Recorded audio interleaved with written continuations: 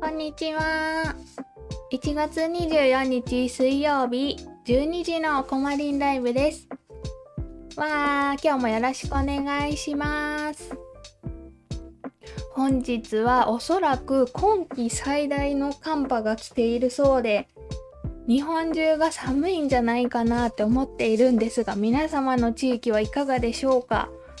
私の住んでいる場所はめったに雪が降らない地域って言われてるんだけど、昨日の夕方ちょっとちらついてたね。そして今日もめっちゃ寒くて部屋あったかくしてるんだけど、指先が超絶冷え性なんで指先がキンキンになってるけど作れるかなって感じでね、頑張っていこうと思います。よろしくお願いします。アーカイブから見てくださってる方もよろしくお願いします。早速コメントやハートもたくさんありがとうございます。前回の配信でこんな感じのくまちゃん閉じ込めるやつ作ってんけど、すんごい気に入ってて、昨日結構増やしたんだけど、なんかもうちょっと増やしたいなって思ってて、前回の配信ではこういうビーズ入れてたんやけど、昨日はチョコスプレーをぎっしり入れてたって感じでね、これもまた増やしたいと思うんでSNS に載せるんじゃないかなって感じですね。始まったよー。よろしくお願いします。そう、お天気はね結構いいよね。お天気自体はええねんけど、なんし気温が寒いって感じ。うっすら積もりましたね。千葉快晴だけど風冷たい。そう、風がすごいね。埼玉も風強い。こっちも風も強い。ボーって言ってる、ずっと。今日作るのはお花を取り込めたキーホルダーを作ろうと思います。前から結構 SNS に載せてたんだけど、作り方見たいって言ってくださる方も結構いたんでね、結構シンプルな作品なんだけど、こんな感じの丸いモールドを使うんだけど、私はちょっとハサミでカットして使いやすくして作るって感じでやってますので、これを作っていきたいと思います。で、今日はお花を入れるということでカラーも使わないんだけど、とにかく花をきれいに入れたいんで、下ごしらえ命かな今日は。なので下ごしらえを頑張っていこうと思っておりますよ。こんにちは。おとなしで接骨院から参加です。ありがとうございます。聞こえてないよこれ。接骨院行きたいな。私も足の指先が冷える冷え性ですってね。私も手足の先が本当にキンキンになるもんで、お風呂に入ってる時以外常に冷たいみたいになっちゃう、この時期。沖縄ですら寒いんだ今日は。ねえ、愛知雪降ってますって。いつも動画楽しく拝見してますってコメントありがとうございます。嬉しい。ということでお花を閉じ込めていく準備をしたいと思いますが、お花によって下ごしらえ違うんだよね。ちょっとそのあたりも見せていけたらなって思っております。で、どうしようかな。先にがっつり浸すやつを作った方がよくって、まずかすみそが最初に浸す時間一番長いと思うから、この中ではかすみそのチョイスをしていこうと思う。ねえ、雪でテレワークになってる。そっか、やっぱ寒いもんね。佐賀はうっすら雪景色です。今日雪降ってるとこ多そうだね。私のめったに降らない地域ですら降ったからな。お花見たかってよかった。お花はね、もう作ってるだけで癒されるって感じ。やっぱり珍しく雪でとても寒い。私の地域も珍しく降ってた。ちょっと使うお花を取り分けていこうと思うんだけど、2個作ろうと思っていて、1個がこっちのドライフラワーいろいろ入れたやつで、もう1個がかすみ草とノースポールで作ろうと思ってます。たくさんこんにちはってコメントしてくださってありがとうございます。今日使う英字シール、クロッチョショップさんのなんやけど、なんかね、英語おかしいらしいよ、英文として前登場した回でアメリカの方が翻訳してくださったんやけどなんかちょっとおかしい日本語らしいよこれだし、まあそんなもんだよね、日本人が。どこで作られとんやろ。中国とかで作られとんかな。だいたいおかしいよねって感じで、まずかすみ草のチョイスからしていこう。白も入れたいな。白も何個使おうかなって感じで、多分慣れてない人はここに配置していく感じで配置決めるといいと思うねんけど、私はいつも何も考えずポンポン置いていくもんで、こうやって適当に取ってるんだけど、モールドの上で配置考えるのもありかなーって思っておりますよ。何個ぐらい使うだろうね。なんかこういう時にさ、作りすぎたくないんだよね。できれば後で苦労するから。白も使いたい。昨日ディズニーから帰るときあられ降ってきましたよって。あられってすごいレアだよね。私今までの人生で3回ぐらいしか見たことないねんけど、小石みたいに降ってくるやんな。ポポポポポポって、なんかちょっとレアな感じするあれ。よいしょー。英文おかしくないって言ってた？あ、そうなの？英文おかしくないって言ってたらしい。私逆に捉えてる。みんな教えてくれてる。日本語訳がおかしいかも。あ、そうなんや。大丈夫らしい、このシール。大丈夫だった。助けて、早速間違えていく。了解です。じゃあこのシール使っても大丈夫ってことだよね、とにかくね。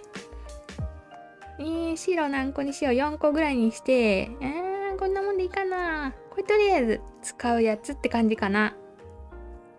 で、ほんまはちょっとね、こういうつぼみ的なものをアクセントにすると結構一気におしゃれ感が増すもんで、ちょっとつぼみも作っとこうかな。若干つぼみつか、これライスフラワーやったと思うねんけど、ちょっとライスフラワーもオンしときたいと思う。ちょびっとだけ。宮城と福島の県境は雪が降ったり止んだり太陽が出たりコロコロ変わるってことだね。忙しい感じだ。どうしよう。色どれが合うかな。チョイス。とにかく今年一番寒いんだよね、今が多分。だからちょっと耐え忍んでいきましょうって感じだね。そして体調を崩されてる方も多いんだよね、今。体調を崩してて、なおかつ家族も崩れてるって方がちょっと多いんだよな。やっぱこんだけ寒いといろいろ流行っちゃうもんね。なんで気をつけていきましょう。小石みたいに降るのは氷ですねって。ちゃんと振り仮名振ってくれて助かる。全然読めないその漢字。あられと氷何が違うん？また知能の低さを見せつけていく。あられと氷は違う。あられは何なんだ？なんか名前からしてさ、お菓子のあられを連想さすよね。お菓子のあられかなって思っちゃうけど違うんだ。ちょっと待ってよ。かすみ草をつけたい。かすみ草は白につけちゃダメ。20分ぐらいつけなきゃ気泡抜けないからね、最低。20分ぐらいこれちょっとここにつけとくって感じ。バーって。これでレディースに浸しとくのが下ごしらえ、とりあえず。なんかちょっと色の組み合わせをここでチェックして、多分そんな変じゃないかなと思うんでね、これでつけとこうと思います。こ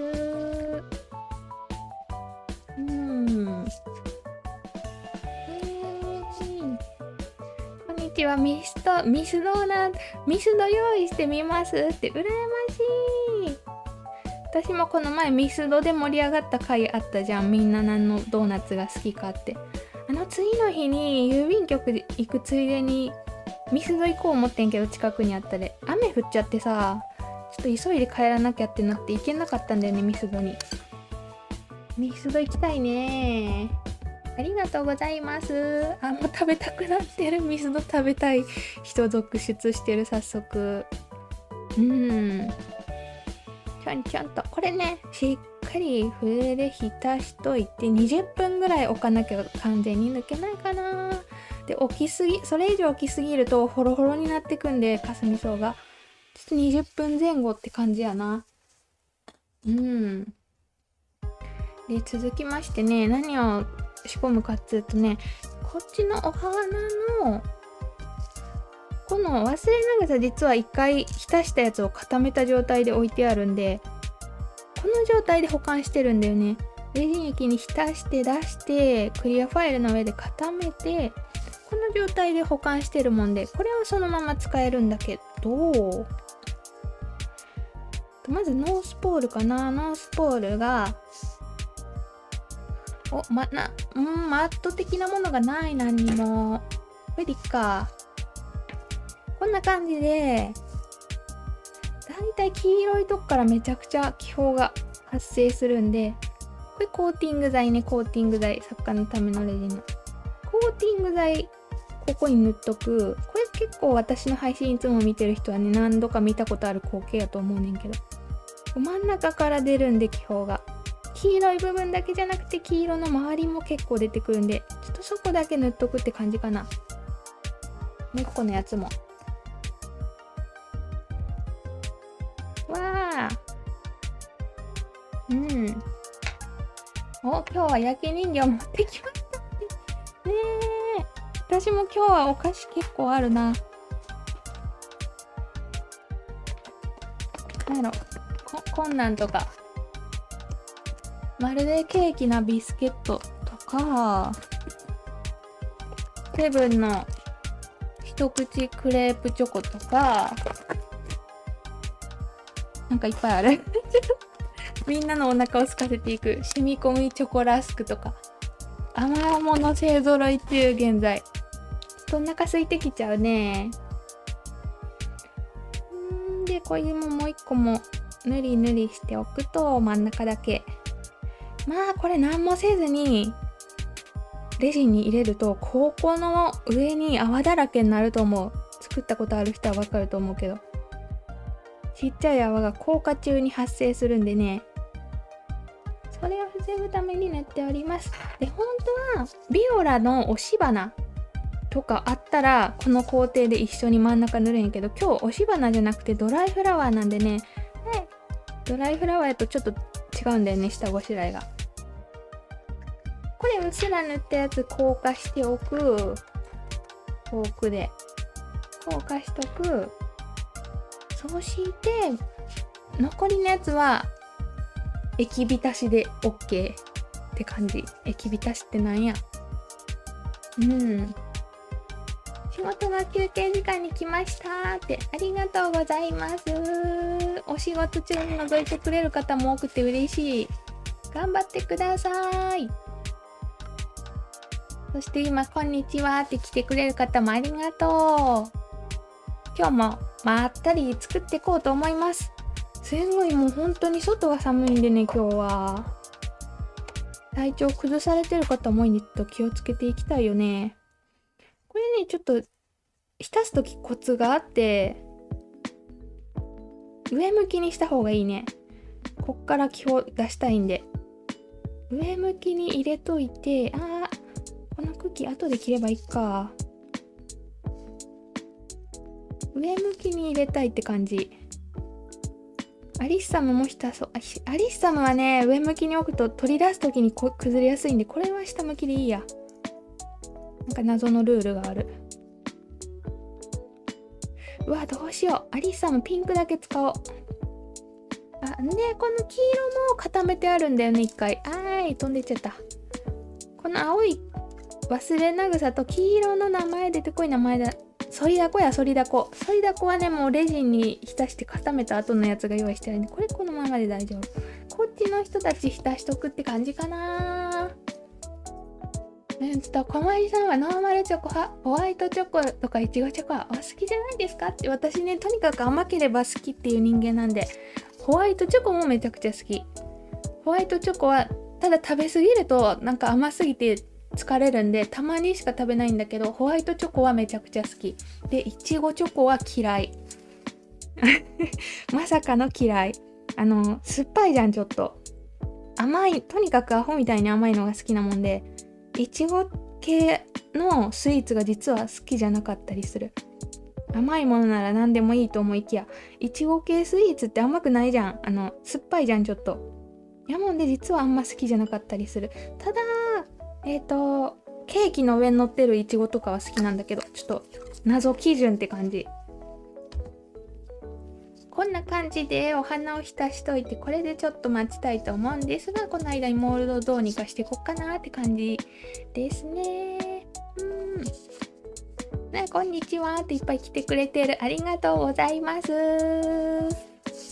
遅刻じゃないよ。まだ始まってないかな、これは。このモールドちょっと画鋲差ししたいんで、ちっちゃくしたいんだけど、タミヤどこだ？タミヤ、こんな遠くにタミヤがおられまして、タミヤでちょっと直近しようかと思うんだけど、こっち切るかな。こっち側にしよう。画鋲刺したいんでね、ちょっとだけここを切っときましょう。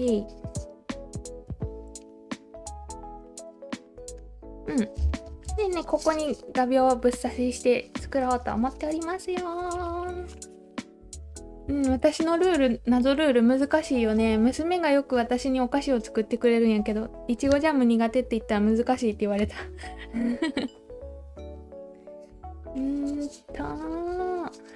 お花難しそうで手を出してないけど、そろそろやりたいってね。春に本気出したらええんちゃうかなって思ってる、花は。私、毎年春になると、花アイテムしか作らなくなっちゃうんだけど。春にいっぱい作りたいよね。癒されるんでね、とにかく花は。やってみてください、ぜひ。そう、いちごチョコおいしいっていうかみんな好きだよね。私実はダメやったりする。難しいでしょ。で、これ、画鋲を上のとこに、プシュってやっとくと、こんぐらいかな、ヒートの深さ。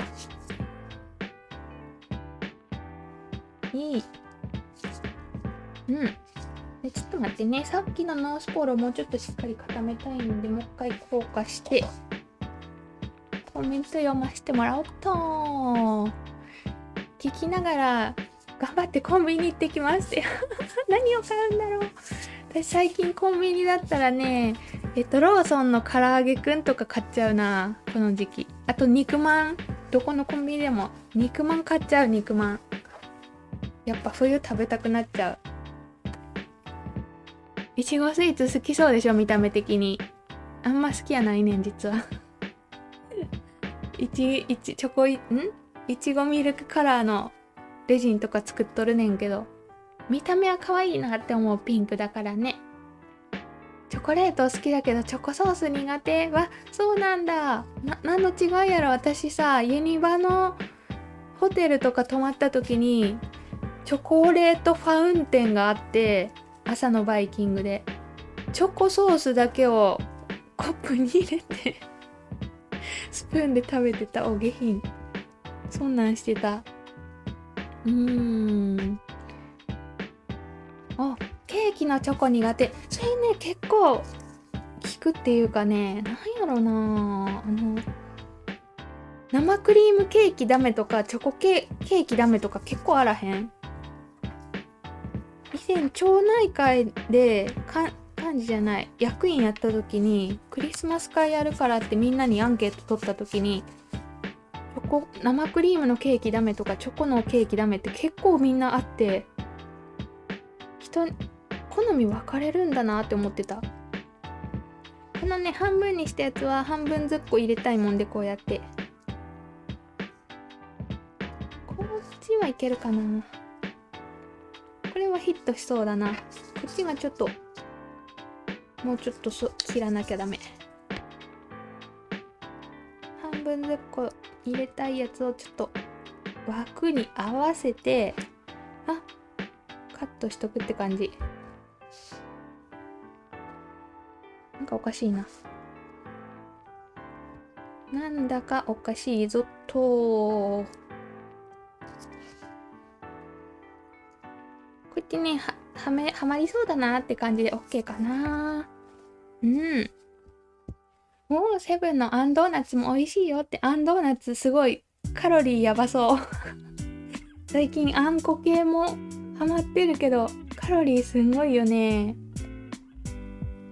まあ冬だしね、体が冬眠モードなんでガンガンカロリーを取っていこうと思いつつ、こまりっこダイエット部も発足していくって感じだよね。ということで、ここからお花入れていこうと思いますので、見やすくしよう。もっと大人のポン・デ・ショコラってなんだ？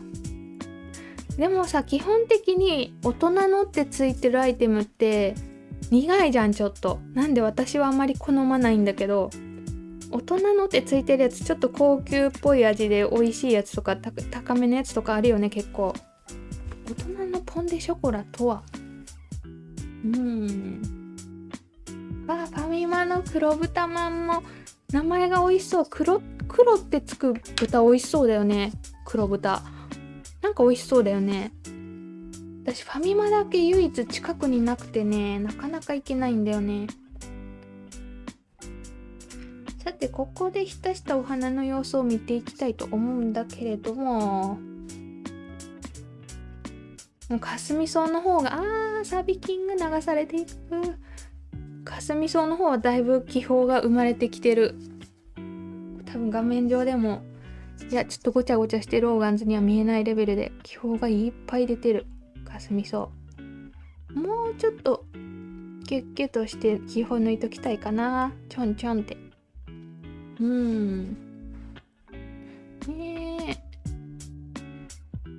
バタークリーム苦手。バタークリームのケーキってあるよね、確かね。それが苦手ってことか。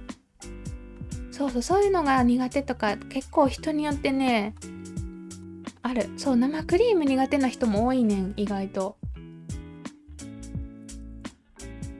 お腹下しちゃうとかいう理由があるんか。確かに乳成分濃そうだよね、生クリーム。そういう物理的な理由でそもそも食べれないってことか。やべ、ちょっと崩れてきてる。もう作っちゃおう。こっちより先にかすみ草の方が危ない気がするから先に行こう、こっち。ってことでかすみ草を並べていこうと思うんですが、まず最初にやることが薄くレジン貼っちゃう。3ミリぐらいわーって貼っちゃって、であれ使っていいかな。ちょっとみんなの画面じゃ見にくくなると思うんやけど、ダイソーのやつ使っていいかな。さすがにこれね、いやダイソーなしで見えるかな。ここで最近ショート動画とかに出したダイソーのトレースライトを使うとめっちゃ気泡取れるんだけど、頑張ってこう気泡酸を全部取りたいんだよね、一回。誰かずっとハートをしてくれてありがとね。指疲れない程度にありがとうございます。今来てくれる方もいっぱいいる。ありがとう。私も生クリーム好きなのにお腹下しながら食べてるって、好きなのに合わんのきついね。私はカフェインが苦手なのに最近カフェオレにハマってしまったんやけど、この前ローソンに行った時にカフェインレスってやつを見つけてしまって、カフェインレスのカフェオレちょっと高いねんけど、それやったら夜寝れるからいいって気づいて、ちょっと最近それ買い気味。カフェインレスカフェオレ、これでだいぶ取れたと思う。今日トレースライトの上でやりたいねんけどな。ちょっと配信でやるとね、画面全体が光ってよくわかんなくなっちゃう。この状態でね入れていきたいんだよね、お花を。で最初にまずノースポールさんを沈めて、どんどん動いてくんで、固める直前にちょっと調整する感じやねんけどね。こんな感じでノースポールさん配置しといて、ここにバランスよくこの人たち入れてくって感じ。何も考えずで、これでも気泡は出るんだけど、後ほどモールドから出した後になんとかするんでね、そのあたりはちょっとまた見といてもらえたらと思っております。休憩終わるって、お疲れ様です。頑張ってね、お仕事中に来てくれる方もありがとうございます。私は牛乳でお腹壊しますって。まあそれきついな。そういうさ、牛乳で壊しちゃう場合って小学校の時の牛乳どうしてたんやろ。小学校って牛乳食べさせられるやんな、給食の時。そういうなんかこれちょっとね、表に黒色がいるんで、ちょっとこれは省かせてもらって、ポンポコポンポコ置いていきますよって感じかな。ツイザーの色、ピンセットかな。ピンセット変わった。今ピンセット汚くなっちゃったか、また変えた。今はこの色になっております。なんか毎回ね、違う色買うようにしてる、飽き性だから。花びらのかけらとかもこっちに対して、ちょっと足りん気がする。花つけといたやつじゃちょっと足りないかも。頑張って並べていこう。もう危ないな。もうちょっと置いたら崩れるとこやったな。もう一部崩れてきてるから。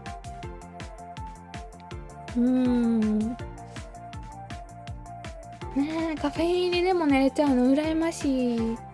私はカフェイン飲むと寝れなくなっちゃうけど、でも最近カフェオレが美味しくてたまらないって感じやって、しょうがなくね、ローソンの高いカフェインレスのやつ買うようにしてる。いいなぁ、ガブガブいけちゃうの。なんか若干足りない気がするんだけど、大丈夫かしら。もうちょっと鼻つけといた方がよかったね。いや、いけるかな。ちょうどかな。もしかしてちょうどかもしれない。もうちょっと置くね、順番とかも若干こだわりがある。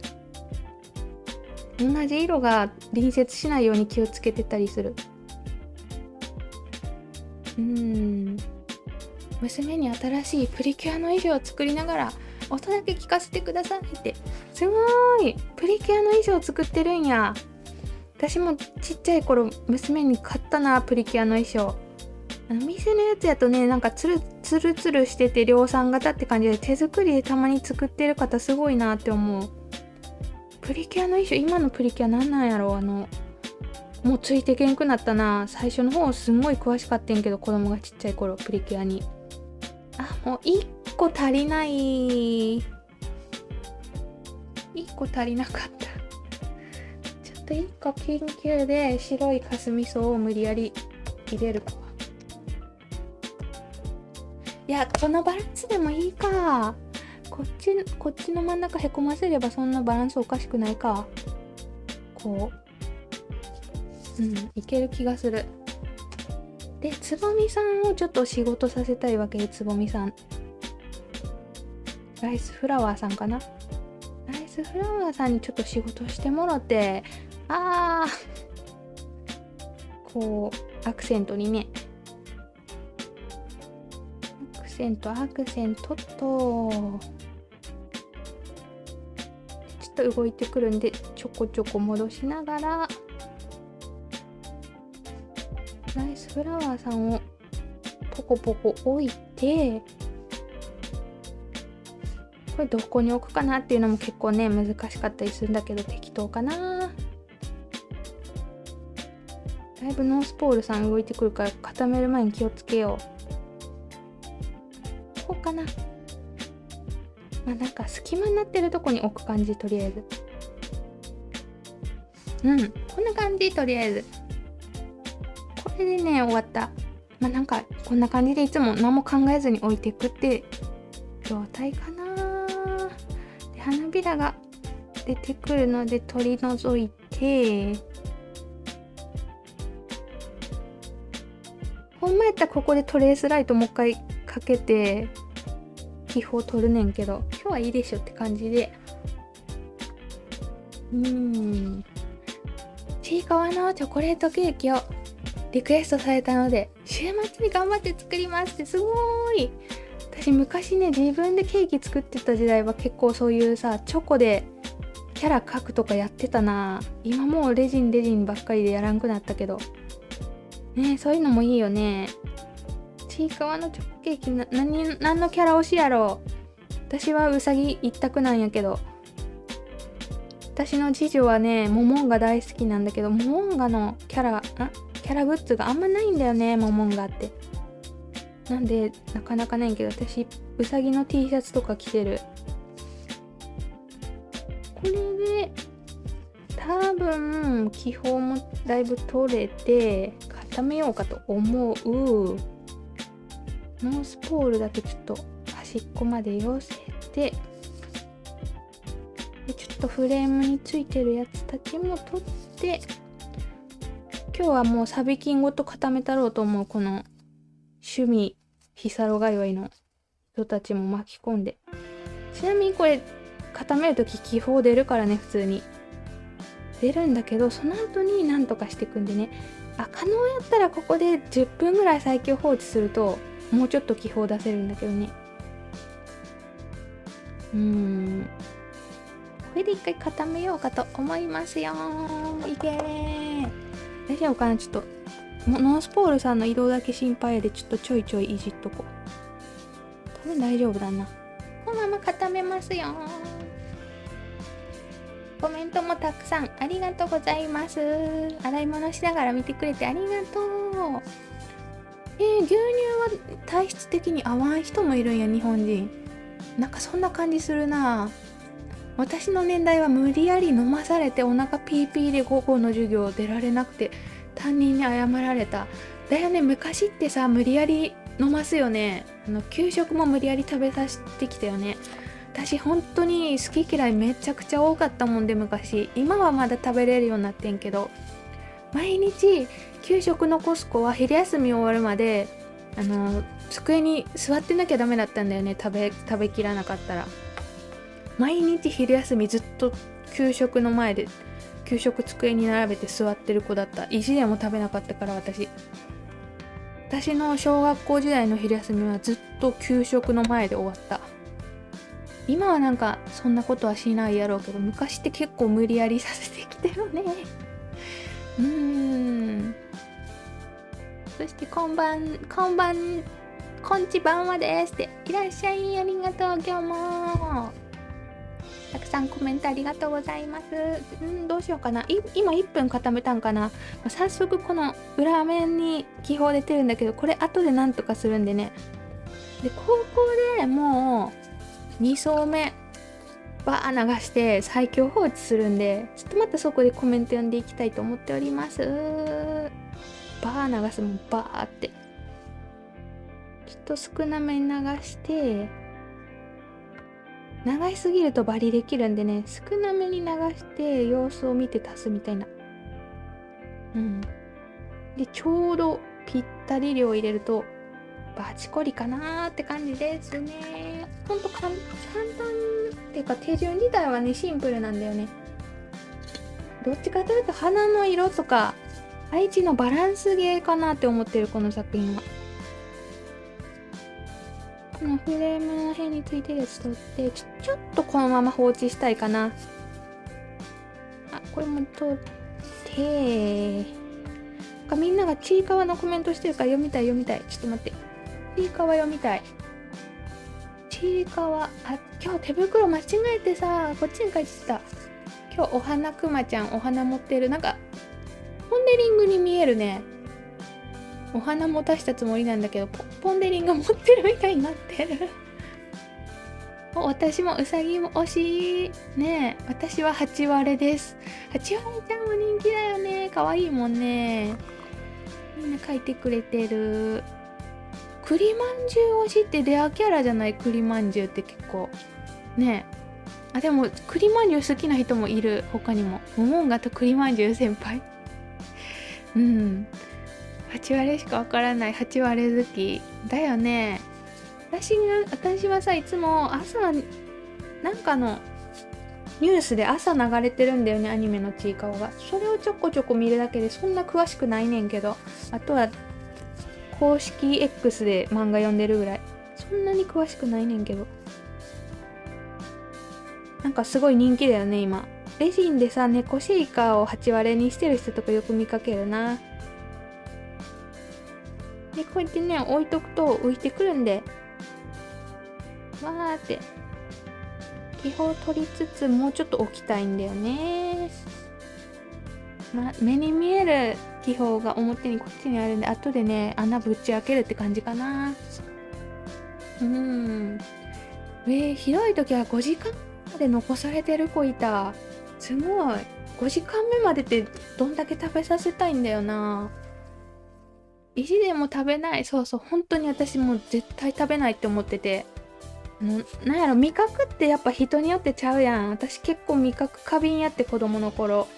だから、なんだろうな、食材によっては食べ物じゃない匂いに感じるとかで本当に食べるのが苦痛やったもんで、絶対食べんって思って、どんだけ言われても6年間給食残し続けた。完食したこと数回しかないんちゃうかな。ほんまに好き嫌いは激しかった。今は無理して食べるっていうことを覚えたもんで、TPO に合わせてなんだろう、食事を振る舞われた時とか、飲み会の席でごちそうになる時とか、そういう時に食べるのが礼儀だなって思ったんで、今は無理して食べるんだけど、小学校の時マジで食べんかった意地で。私も昼休みっても残って無理やり食べさせられてましたってね。昔ってそういう感じだったよね。結構意地でも仲間がいる。私もいつもポツンと座ってる子でした。給食完食したこと9年で片手で数えるぐらいだよね。すごい結構仲間がいて嬉しく思ってる。当時私と同じ状態の子が1人だけいたもんで、本当にその子と2人でいつも残ってたんだけど、1人でその子と同じクラスじゃない時は1人で残ってた。ずっとなんか同じ意地張り仲間1人だけいたな、学年に。元旦から風邪ひいてこじらせて咳喘息なりましたって。つらい。私咳喘息経験あるからわかる。咳喘息ってここ5年ぐらい前から出だした病気で、咳喘息ってものを知らないお医者さん多いんだよね、結構。だから私何個か風邪の後に咳が2ヶ月以上止まらなかったから、あまりにもおかしいなって思って何個かさ病院行って、最後に咳外来ってとこにたどり着いて、そこで咳喘息っていうものを知ってる先生と出会って、そんで治ってんけど、咳喘息ってね、風邪ひいた後に咳止まらんくなったら咳喘息かなって思うんだけどね。私これで治るんだよね、私は。なんかね、市販薬のペラック T 錠ってやつが売ってるんだけど、ドラッグストアとかに。これ飲むとすぐ止まるんで、これで治るようになった。やっと。咳喘息ってものを知るまでずっと咳してた、何ヶ月も。ね、早く治るといいね。元旦からってことはだいぶ長いね。しかも今物もらいになってたってきついな。物もらいもたまになるときついよね。もしかして今年の体調不良がここの時期に固められてるかもしれないからね。後がずっと健康かもしれないよ。頑張ってね。頑張ろう。お子さんがちいかわ好きだと高確率でスマホケースにちいかわのキャラのステッカー入ってるってね。そうそうステッカーとかもさ、よくゲットするからさ、みんな貼ってるよね。子供が好きでバレる。これでだいぶ気泡抜けたと思うんだけど、ちょっと表面にまだまだ浮いてくるな。もうちょっとだけ置こうかな。私の時代までは居残り給食続いてた。私の時代で終わったんちゃうかな。私より若い子はそんな、なんか途中からさ、モンスターペアレンツとかがいう用語が出てきたぐらいからさ、明らかに学校の方が立場良くなったじゃん、世の中って。それまでは学校の方が強かったよね。部活で水飲むの禁止とかあったよね。普通に部活中に1年だけ水飲んじゃダメとか、そんな謎ルールあったけど、昔は教師の体罰まではいかんけど、なんかちょっとでも手出したらアウトみたいになってやん、途中から。昔は普通にあったけどね。よし、長く固めよう。3分で固めよう。途中から時代変わったなって思ってる。自分がここまで生きてきて流れ変わったなみたいなそう、完食できない仲間ここにはたくさんいたよかったねえ。そう、咳の薬のやつ、病院、咳喘息を知ってる病院に行くのが一番いいと思うんだけど、私病院に行く暇もないぐらい忙しかったからね、咳喘息の人に教えてもらった。これ治せるようになったって感じ。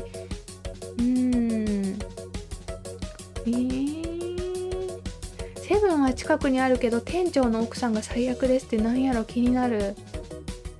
私昔さ、コンビニでバイトしてた時に、店長は穏やかなおじさんやってんけど、奥さんがめちゃくちゃ強いきつい性格の人やって、ちょっと働くのすごいプレッシャーを感じながら働いてたことがあってんけど、ちょっと気になる、それも。私も無理して食べていいからミサイル出して先生にカウンターしたって強すぎる。無理してそんぐらい無理して食べるのはな、そこまでして無理しなくてもいいよなって今思う。あれ、教室ポツンの人がすごいたくさんいるぞ。ねえ、子供の時って独特の味覚があるらしくて、匂いとかでどうしても体が食べ物と認識してくれないものがあったんだよね。粘土の味がするとか、粘土の匂いがするとか、虫の匂いがするとか、なんか謎センサーがすごい強かって、私本当に食べるのが無理やったで、絶対意地でも食べてなかった給食黒歴史仲間がたくさんいる。今は多分無理して食べさせられないよね。毎日職員室連れてかれる。昔はなあ、そんな感じ。いやでも給食大好きで残したことないし、食べられない子の分も食べてましたって。偉いね、すごい。そう、実は私の娘たちはそういう感じなんだよね。意外にもこんなに給食を食べなかった私から生まれてきた娘たちは給食大好きっ子なんだよね。ただ今の給食が美味しいとかそういうのもあるかもしんないね。昔より美味しい気がする、給食。なんとなく。今子供、マネが飛んでいった。シューンって。味も今と違いそうだなって思う。ペラック私も飲んでる。咳喘息なってる人もいっぱいいる。ね、これ5年前ぐらいにやっと認知され始めてきた病気らしいよ、咳喘息。で結構原因がいろいろあって、PM2.5 とかあるじゃん、中国から飛んでくるあれとかで なっちゃう人も増えたみたいだよ。肋骨にひびで合ってる？これ肋骨にひび入った、きついな。でもほんと咳喘息って無理やり出てくるんだよね、咳が。なんか喉がすごいこしょばよくなってさ、ゴホゴホって出ちゃうんだね。オペラクを知ってる人もたくさんいた。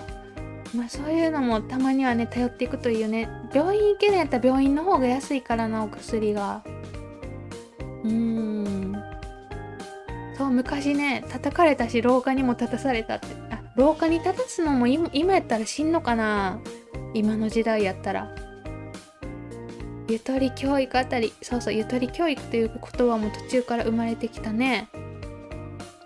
部活中休憩以外お水禁止やったよね。私もテニス部入っててんけど禁止やったもん、お水。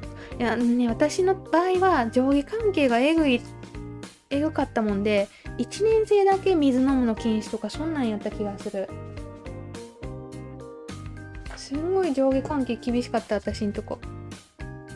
今度私のさ、長女が中学校になるんやけど、今時の中学校も上下関係って厳しいんかなってちょっと心配やったりする。できたけど気泡がやっぱり何箇所かいるんでね、これを今から直していこうと思います。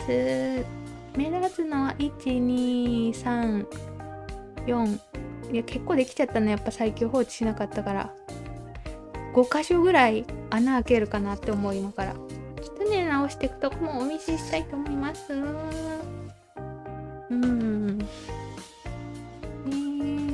私が小学校の時、コーチから太ももを靴で叩かれてた。そうそう、昔今やったらありえんよね、それね。その頃の人が親になった。なるほどね。それもあるかも。そうやってビシバシされてきた人たちが親になったから強くなったのかもしれない。逆にそういうこともあるかもしれないよね。私呼吸器科にたどり着いてやっと発作追いつきましたって。そうそう、最近出てきた病気やもんで、知らない先生も多い。まだ咳喘息というものを知らない人も結構いるって言ってた。私が昔かかった時はね、5年前ぐらいかな、なったの。その時はまだ咳喘息のこと知らない人も多いって言われた。ということで、こっから穴ぼこを埋めていこうと思うので、電動ドリルで気泡に向かって穴を開けるんだけど、音がとってもうるさいのでちょっとミュートにしてやらせていただきますね。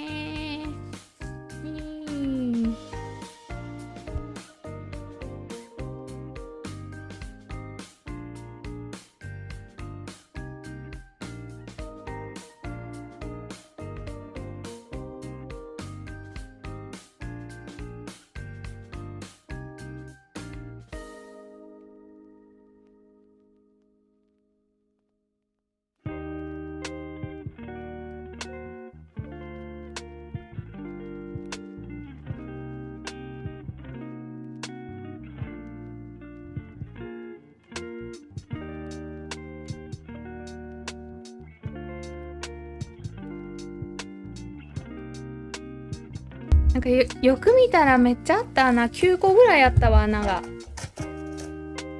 9個。これまだ使うや。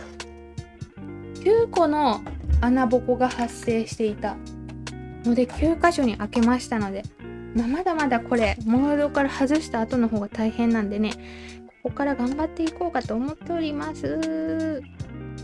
9個の穴ぼこを埋める。まあ9ピンで埋めるだけやねんけどな。粘土の匂いわかるね。そうそう、粘土の匂いとか葉っぱの匂いとか虫の匂いに感じちゃうの、食べ物が。それが多分今より強かった気がする、子供の頃。だから食べれなかった。こんな食べ物じゃないものみたいなものを口に入れるの辛いなーって気持ちやったな、小学校の時。シュッシュと。確か中学校は居残りさせないスタイルやったと思うもんで、あんまり記憶がないねんけど、小学校はマジで昼休み終わるまでずっと椅子に座ってなきゃダメだったから、結構苦い思い出として覚えてるな。ウニが絵の具の味に感じる。そういう、でもそういう感じ。絵の具っぽい食べ物も感じてた。絵の具っぽさも。みんな素敵、綺麗って言ってくれてる。ありがとうございます。だからさ、なんか食べれないのしょうがないよね。今お子さんが全然食べないって悩んでる人ももしかしているかもしれないけどね、しょうがないよ。味覚が違うから、大人と。前の配信で私めちゃくちゃ猫舌なんだけど、旦那が猫舌やけどあったかい方が美味しいから食べろっつっていつも勧めてきて、めっちゃもうなんか何回言っても分かってくんないって言ったことあるんだけど、多分それと同じで、猫舌じゃない人には分かんないんだよね、猫舌の辛さ。下が皮むけてやけどして1週間ぐらい痛くなるんだけど、熱いもの食べると。それが猫舌じゃない人には分からない。そういう事情があるって思ってる。バチコリかわいい、チュルチュルリンダーって言ってくれてありがとうございます。ありゃ、初めてライブ見れました。そしてコメントも初めてさせていただきますと言って、もうすぐ仕事に行くので少しだけ拝見させていただきますって。初コメありがとうございます。嬉しい。お仕事、もうすぐお仕事頑張ってくださいね。ありがとね。しかも初めて見れたのよかった。ちょびっとなんか仕事の息抜きに休憩中ってことかなったらなと思います。こっからしばらくこう今穴開けたとこから頑張ってこう気泡出していくだけなんでね、ちょっとあれをやっちゃおうかなって感じかな。あれをやっちゃおうかと思っておりますよ。ポチポチっとね。でタイマーもつけなきゃ。タイマーも前回ねプレゼント企画の時にアドレスを YouTube 動画にしちゃうっていう詐欺的なことをやっちゃったんで、今日は結構気をつけたつもり。多分大丈夫だと思う。ここでポチッとあれポチッとして、指が反応しない。できたってことで、ここからプレゼントチャンス、イエーイ。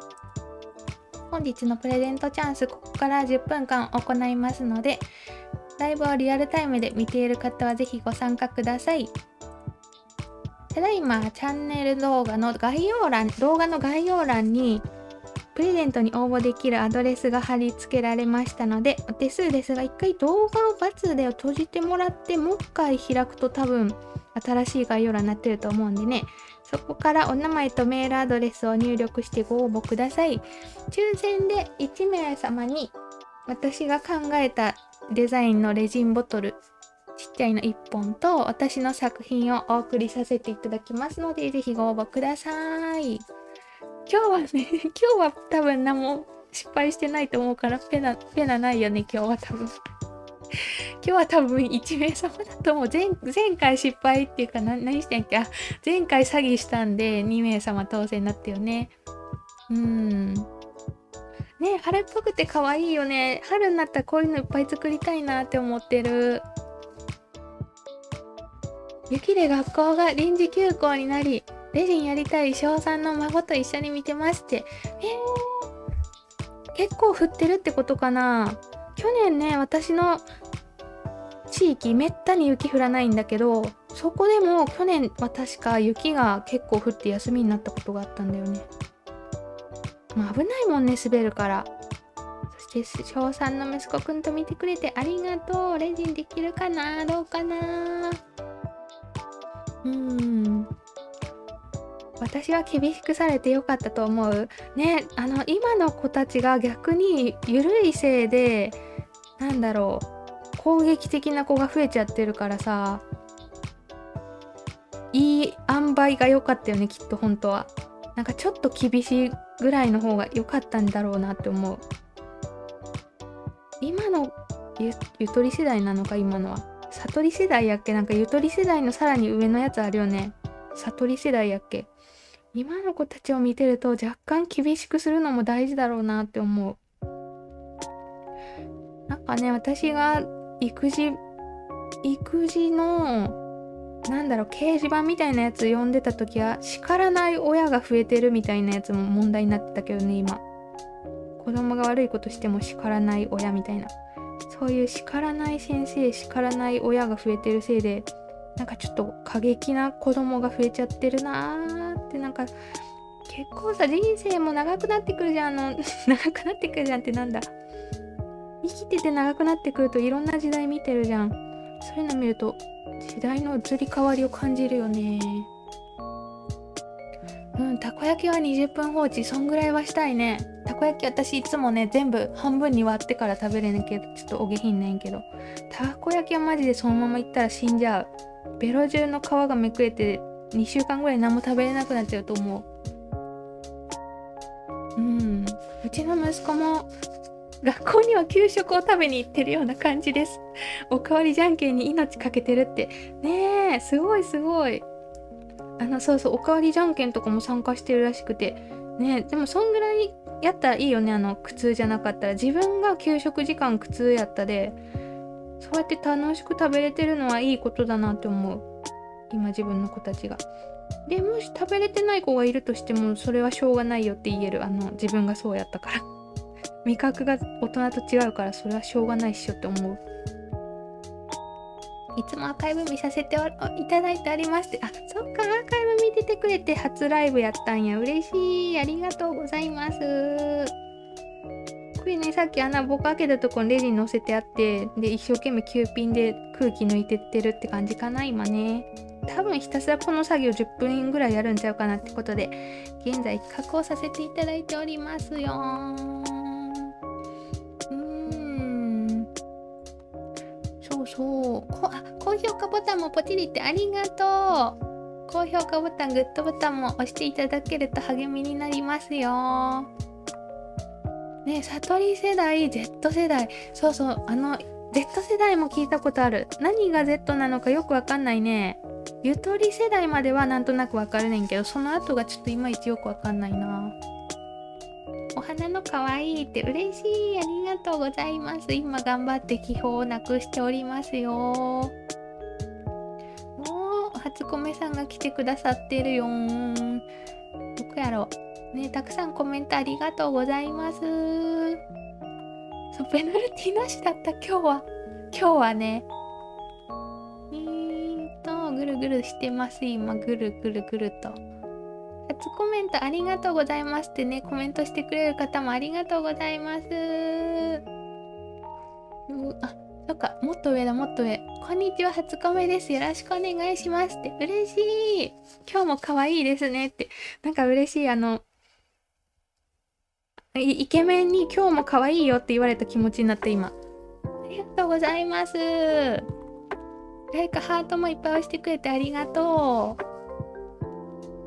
そうそう、なんやろな、昔より逆に厳しくなくなりすぎて、ちょっと若い子がめちゃくちゃなっちゃってるっていうのを感じるから、ちょっともうちょっと厳しい方がいいんだろうけど、まあ難しい世の中なんだろうね今ってね。どうなっていくんだろうねこの先、この10年後20年後とかにって思う。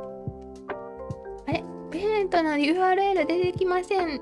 その場合アプリ1回切るといいらしい。なんやろ、スマホかな、多分スマホで見てくれてるかな。アプリ1回落とすと変わるっていう情報をね、以前いただいておりますので、ちょっと見てみてね。お手数おかけします。ね、お仕事に戻られる方も頑張ってね。うちの子も給食をいかにたくさん食べれるかと考えながら給食に命かけてるのかわいいね。なんか美味しいんだろうな毎日。幸せだねそれはそれでね。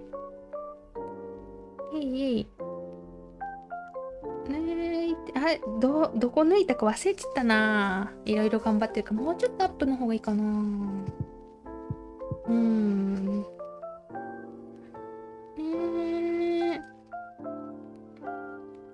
そっか、赤連続で5歩なるから困り候補諦めてたってね。そうそう、もう勝手に出てくるもんね、赤喘息の時って。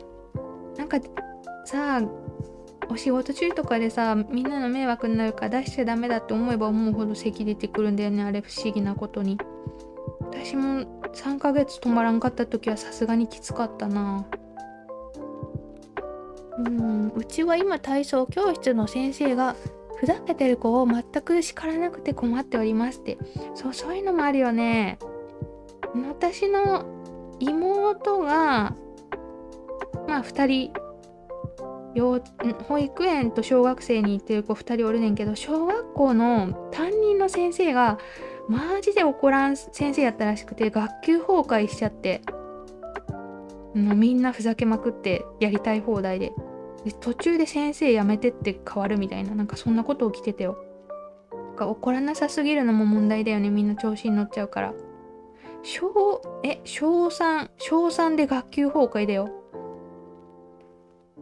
小5小6ならちょっとわかるやん。ちょっと思春期入りかけの悪みたいな子たちが現れる年頃だから。小3で学級崩壊を起こしてたからな。とか叱らなさすぎても問題って感じするよね。あとは自分の子供が悪い子になんか嫌がらせされた時に先生が叱らないパターンとかあるんだよね。全然注意してくれないとか、そういうパターンもよく見かけるな。この自分も子育てするようになってみんなのね投稿とか読むようになって、そういうパターンもよく見かけるなって思ってる。て困るよね、親としては。やっぱダメなことダメと言ってほしいね。さあ、自分的には結構抜けたつもりでいる気泡が。だいたい抜けた気がしている。わあ、ここまでや。抜けたんだけど、この気泡を埋めて出たレジン液っていうのがもう汚いんだよね。とにかく泡々だらけで。なんでここでティッシュで一回表面をバッて拭きたい。汚いレジン液たちをバッて拭いて、で拭いた時に若干またちょっと気泡があった場所がへこんじゃうんでね、もう一回綺麗なレジン液で埋め直して、その後に固めるって感じかな。それでだいぶね、いっぱいあった気泡がいなくなった雰囲気になると思う。わ、揚げパンとかね、揚げパンは給食ダメな私でも揚げパンは好きでした。さすがにね、好きでしたとか言って揚げパンは好きだった。今もあるよね、揚げパン。でも揚げパンって名前じゃないんだよね。きなこパンって言ってる、うちの子たちは。揚げパンも美味しかったな、さすがに。献立を娘は小学校の頃献立を毎日確認して一喜一憂してたってね。そんぐらいになるよね。給食の献立は大事だった。6年の長男に注意しまくるから5歳の次男に怒らないでねと言われますってかわいい。怒ることは大事なんだけどね、5歳じゃまだわかんないよね。かわいいね。終わっちゃった。ということで、これにて企画が終了しますので、ちょっと編集させていただきます。ご応募ありがとうございました。毎回やってるのでね、遭遇した方はまたぜひご参加ください。で、アーカイブで見てる方も、もしタイミング合いそうだったらリアルタイムライブ遊びに来てみてね。チャット欄がすごい盛り上がってて楽しいんでね、見るだけでも勇気を出して書き込んでみるもどちらでもよしとお待ちしております。昨日からレジン作りに挑戦してます。わからないことばかりでいろいろ勉強させていただきますって、ありがとうございます。コメント昨日から始めたやったらマジでわからないね。なんもね、一番最初の人に見てほしい動画を私作ってて、私のコマリンレジンって書いてある私のチャンネルアイコンとこクリックしてもらうとね、チャンネルページの一番最初にある動画にレジンの注意点みたいな基礎的なことをいっぱい書いているので、よかったらそちらもご覧ください。すごい今から始めるってことはなんか、いやでも楽しいよ。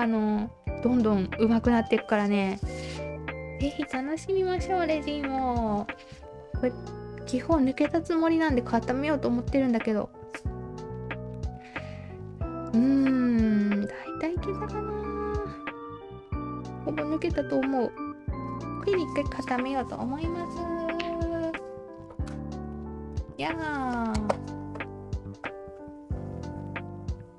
これでやっと1個目。でもこの後にサイドコーティング、前面裏面をやらせていただきますよ。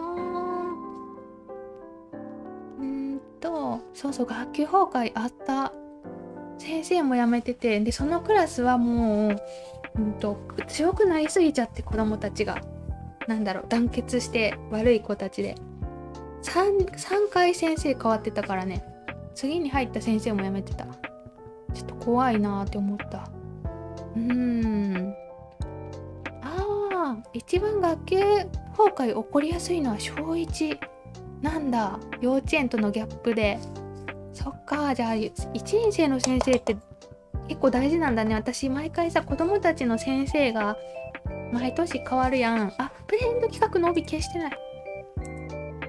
危ない忘れてた。ありがとう。これもペナルティになるのかどうか、多分セーフってことにしとこうかなっていうの中で。そっか、1年生が起こりやすいんや。うちのこの小学2年生の先生も2学期からいなくなった。先生も昔と変わってきてる気がしますってね。変わってきてるよね。今日まあまあ抜けたかなってとこで、こっから次はまだ表面汚いんでね、こっからいろいろやっていくんだけど、ヒートン先つけようかな。ここで真ん中はここだよっていう印が欲しいんでね、ちょっと先にヒートンをつけたいと思います。なんかさっき言いかけたんは、私毎年先生が変わるたびに、先生が優しいかどうかじゃなくて、ちゃんとちょっと厳しいかを気にして見てて、悪いことがあった時に怒ってほしいんだよね、どうしても。なんで子供的にはきっとさ、優しい先生だと嬉しいんだろうけど、私はちょっと怖い先生の方が助かるんだよね。なんかそういう見方しちゃう、いつも。ここにヒートンさんを入れたいのでね、開けといた穴ぼこにレジン液ね。これ接着面がすごい見えるデザインなんで、レジン液を隙間に入れて空気をボコスカ抜いといて、その後にヒートンを入れたいと思っております。これね、プレゼントキーホルダー、プレゼントチャンスになると思う。これプレゼントになると思う。今日の人の最強放置使ってないんでね、いまいち汚いっていうか、普段のコンディションで作るよりちょっと汚いもんで、プレゼントに行かせていただきます。だったら多少汚くても多分可愛いと思うのでね、受け取ってやってくださいね。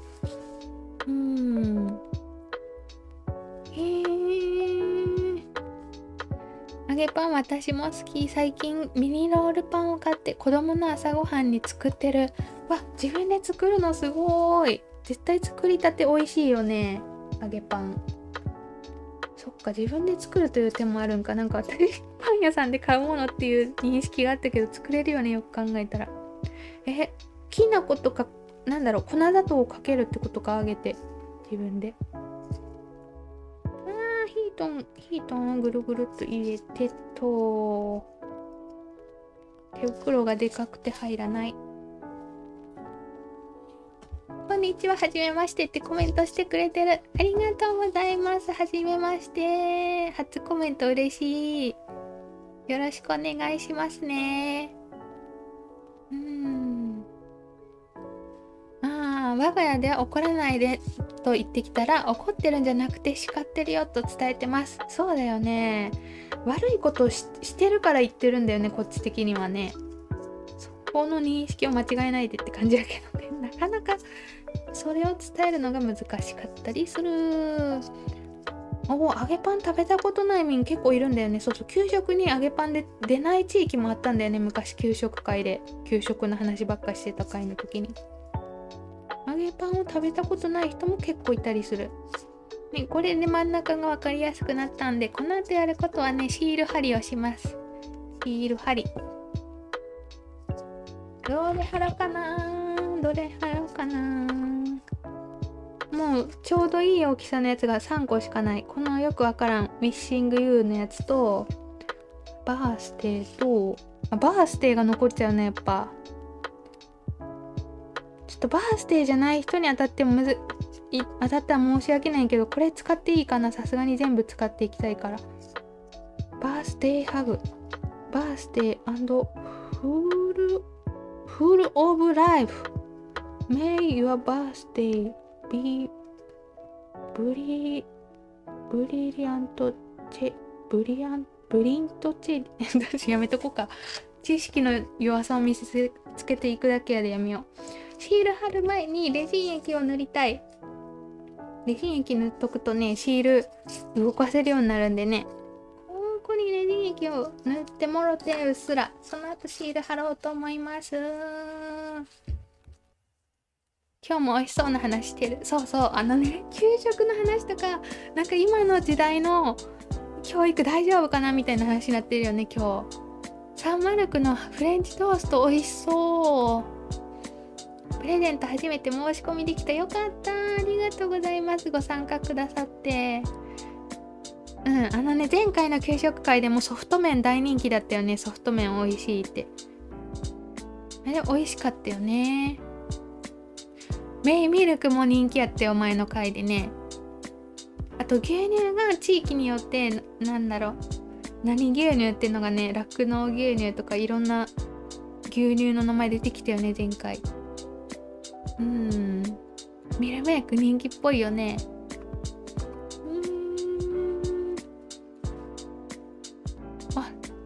ミルメイクって結構いろんな場所で売ってるんだよね確か。あれダイソーにも売ってるって教えてくれんかったっけ、この前の回で。違ったっけな。ダイソーにもあるって聞いた気がする。今から参加です、よろしくお願いしますってコメントありがとうございます。参加ありがとう。もう一個作るつもりなんでね、まだまだ見せれるんちゃうかなって思う。ということで今日はバースデーシールを使わせてもらいますので、バースデーシールをペロンとして、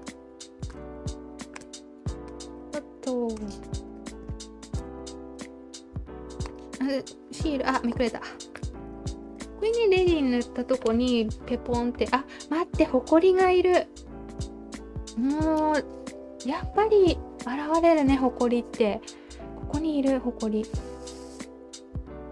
レジンあるある、知らん間にホコリ入ってる。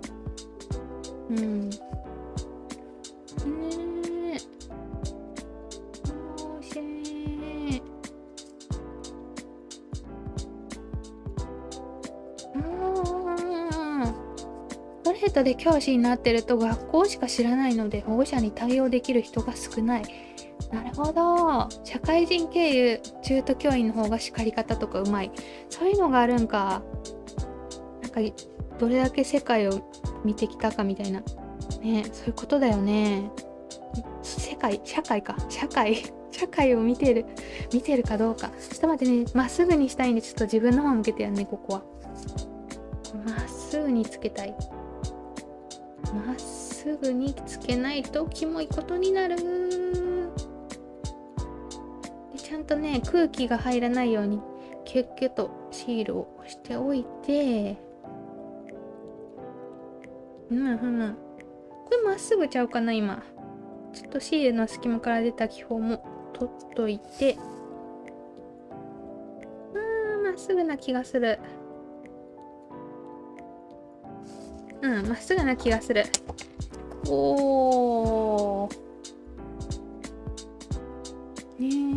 来週孫の誕生日なので歓迎いたします。じゃあお孫さんに当たったらあげてね。よし、2月誕生日の私が待ってますって。そうそう、プレゼント企画でもなぜか誕生日近い人に当たるっていう謎のジンクスができてる。もちは私の名前入れてくれても大丈夫ですって言ってる。めっちゃ当たる気満々でいる。子供が自分が怒られてるわけじゃないけど怒ってる雰囲気で泣いちゃうタイプだからほどほどな先生がいいなと。そうそう、声を荒げる人とかやったら嫌やわね、さすがに。やっぱでもそう考えると叱り方って難しいのかもしんないね、今の先生たち。今の時代にさ、声荒げて怒るとさ、あれ入るじゃん、クレーム。だからそこまでして怒る人はいない気がする。今の次女の担任がめっちゃベテランの先生やって、小1のクラスの担任がすごい普段おしとやかな感じの女の先生なんやけど、怒るとき結構圧をかけて怒るタイプで、すごい信頼してる。今の先生は怒らない先生よりはいいなって思ってる。結構難しいよね、そういうのも。だから今教師になる人ほんと大変なんだろうなって思うもん。このままじゃあれだね、教師も減っちゃいそうだよね。今ってさ、保護さんとか介護士とかね、すごい減っちゃってるじゃん。大変な割に給料が追いついてないみたいなのもあるけど、教師とかも減っていきそうな気がする、このままいくと。今気泡抜くためにソース塗りしましたよ。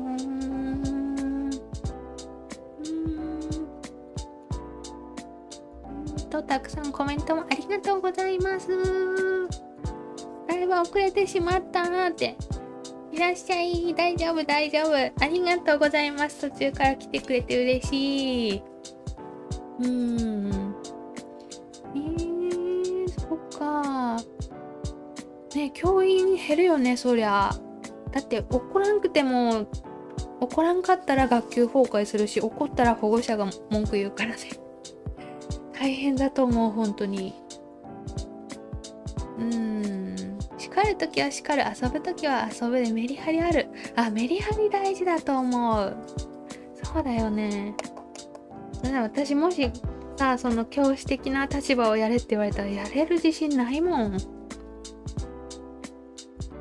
難しいと思う。それでもなろうって思ったりね、頑張ってる人偉いなーって思いますよ。頑張ってほしいですね。こっからやることといったら、側面コーティングして、これもうちょっとしっかり固めておきたいから、側面コーティングして裏表をやるんだけど、こっからはね、ちょっとここで浸しすぎてる気がするんで、もう一個の方行こうかと思う。だいぶ浸しすぎてる。もう一個の方を作りたいと思います。こっちはさっきと違ってね、全面に花を置きたいなって思っておりますよ。ここでシフトチェンジ。またビャーってね、3ミリぐらい流す感じかな。3ミリ、2ミリかな、2ミリぐらいかな、ビャーっと流しといて、ね、ちょっとこのできてる方、ちょっとこっちに入れとくね、ポコって。ポコっと入れといて、また同じことやる感じかな。今度は全面に敷き詰めたいんで、ちょっと配置とか変わってくるって感じかもしれない。ねえ、今先生方ほんと大変。そうそう、サポートの先生もいるし、育休とかもあるし。そっか、先生大変だよね今ね。昔よりは、間違いなく大変になってる気がする。先生がいてる。コメント欄に先生登場。ねえ、大変だよね。昔、私の時代はたまに叩く先生がいるぐらいやってんけど、さらに昔の昭和前半ぐらいって逆にあれだよね、バシバシ叩いてって言ったよね。この前テレビで見てんけど、先生がバシバシ叩いてる時代があったみたいな、やってた。そういう時代もあったよね。これで気泡が取れていく。よし。教師や保育士、看護婦に介護士、そうそう、その必要な方たちがね、減っちゃってってるんだよね。他の業務が圧迫されて、やることが多すぎるからなりたいって人も減っちゃってるんかなってイメージがあるんで、給料もそんなにねもらえないし、国会議員よりそういう方の方が働いてると思いますとか言ったら、なんか一部の人も怒られそうでやめとこう。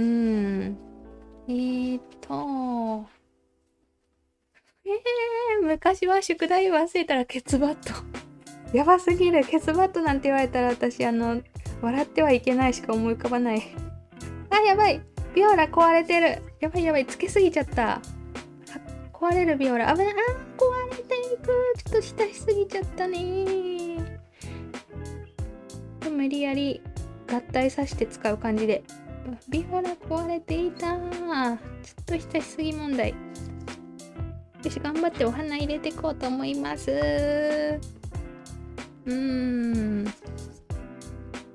我が家のワンちゃんが小まりさんの筆を鼻でツンツンしてる。ワンちゃんがやってくれてるの。この前コーティングの筆に一生懸命触ろうとする猫ちゃんの動画をね、以前拝見させてもらったけど、ワンちゃんもやってくれてるんだ。嬉しい。かわいいね。で、これね、コツっていうかね、表が見えないんで、もう感覚だけで乗せていくって感じなんだけど、これ山間で。だからモールドから外した時に可愛くなってるとすごい嬉しい。これ結構感覚だけで乗せていくって感じ。浸しといた花形を乗せていく。バランスも考えてる。いい。ちょっと浸しすぎたんで、ビオラのドライさんがね、へなへなになって大ピンチですが、なんとか頑張っていただきたく。大丈夫かな。どっち向きかな。こうかな、こっちかな。端っこかけちゃった。花びら。でもこれ多分ノースポールに隠れる場所だから、いや、もうちょっとこっちにずらしたいねんな。ちょっと曲がっちゃった部分ごまかしつつ、で、隙間に色を隙間に入れるみたいな。青いらんかな。ごちゃるかな、青色ここに足したら。ちょっとここに忘れなぐさはいくかどうかすごい迷うところである。今3色ぐらいにまとまってるんだよね。白、黄色、紫系、ピンクみたいな。これ以上青足すとどうなるだろう。置くだけ置いてみて、おかしかったらやめよう。でも系統似てるからいけるか。いや、ない方がいいかな。青色すんごい迷うとこではある。いらん。あったらごちゃるな。これいらんな。もう一色足さない方がいい。で、黄色もう一個置こう。黄色のやつ。ちょっと青は却下で、黄色とね、コメントとスタンプもたくさんありがとうございます。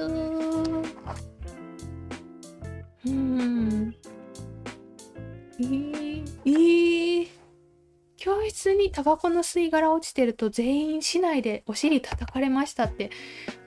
タバコの吸い殻が落ちてるっていうのがすごい、多分昔の学校だよね、きっとね。で、全員叩かれるのが理不尽すぎる。なぜ全員叩かれる。あれかな、注意しなかったからってことかな。市内で叩く。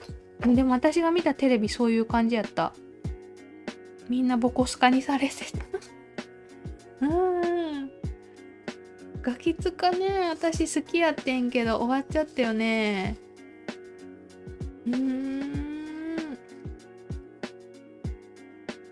もう子育てを機に通勤がや OL やめて近場で働ける介護職に転身しましたってね。今ほんと介護職の方が不足してるからね、どこでも働けるやろうけど、あれも絶対さ、やっぱドキュメンタリーとか見てる感じ、絶対見た目よりずっと大変なお仕事だなって思う。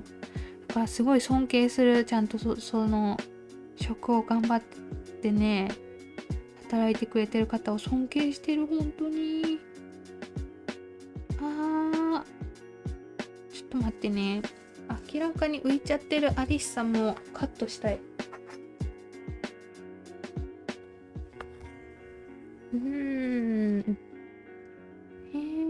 私のいとこも吹奏楽の顧問に頬を叩かれたことがある。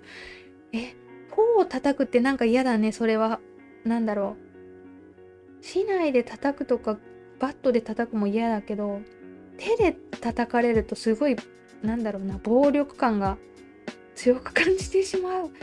頬を叩かれるはかわいそうだな。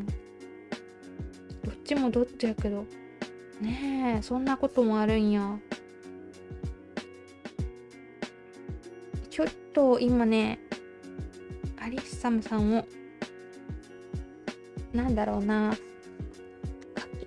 影とかになってるアリッサムさんをカットしてちゃんと見える場所に置いてる今。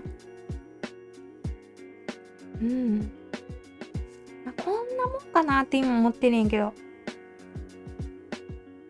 バランスね。ちょっとここがかぶってるな、白い花と。いや、これはノースポールの後ろの方がいいんだよ、君は。こう。これでちょっと、いや、ここの隙間ちょっと気になるな。これで一回固めてみようかと思います。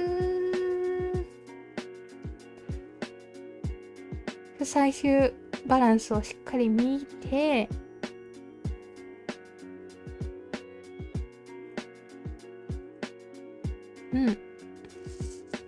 ここの隙間気になるな。ノースポールこう来てもろて、よし、これでいきますよ。わー、どうかな。自信ない、毎回自信ないで、私このね作品すごいボツいっぱい作ってるからね、5、6個。このバランスおかしかったみたいな。こまりんさんの花作品ほんと綺麗すぎて制作途中も見惚れてしまいますって、嬉しい、ありがとうございます。花作品ほんま昔から好き。最初にレジン始めたきっかけがね、花作品作りたいやったからね。お仕事に戻られる方も頑張ってね。ありがとね、休憩中とかお仕事前に来てくださって。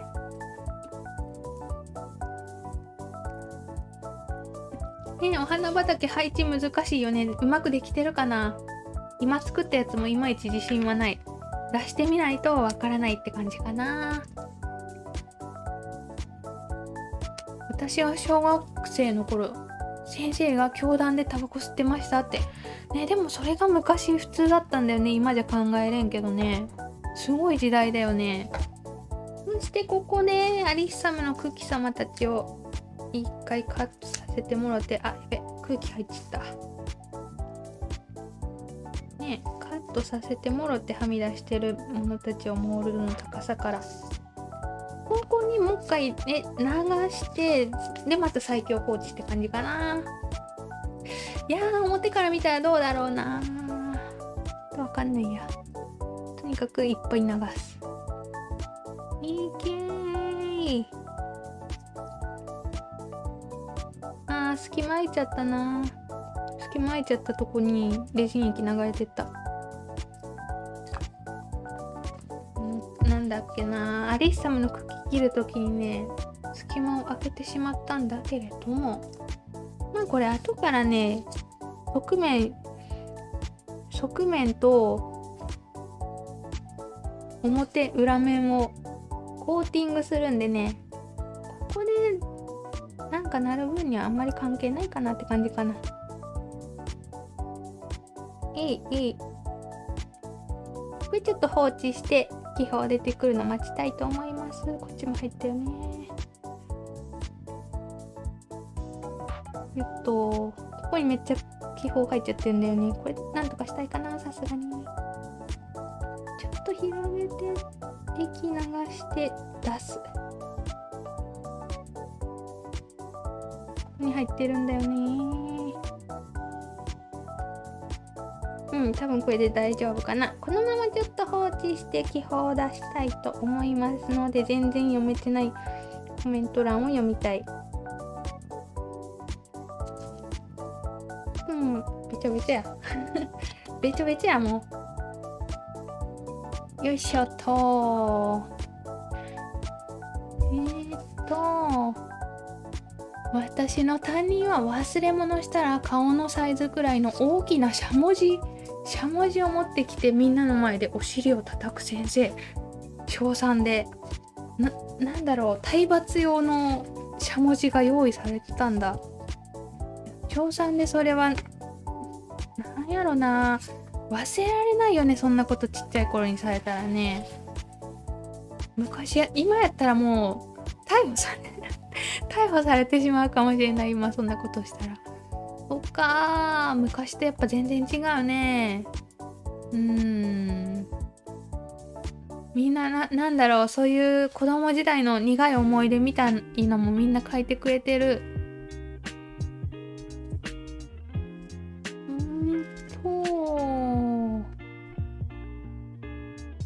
たくさんありがとうございます。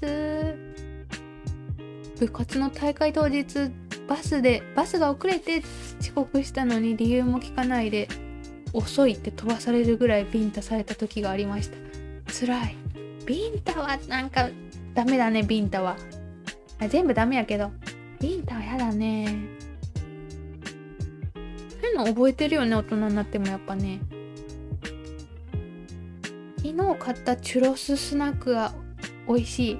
あれだね、昨日ディズニー行ったって言ってたから、ディズニーのやつだよね、きっとね。私も行きたいな。ディズニーかユニバにずっと行けてないから行きたいな。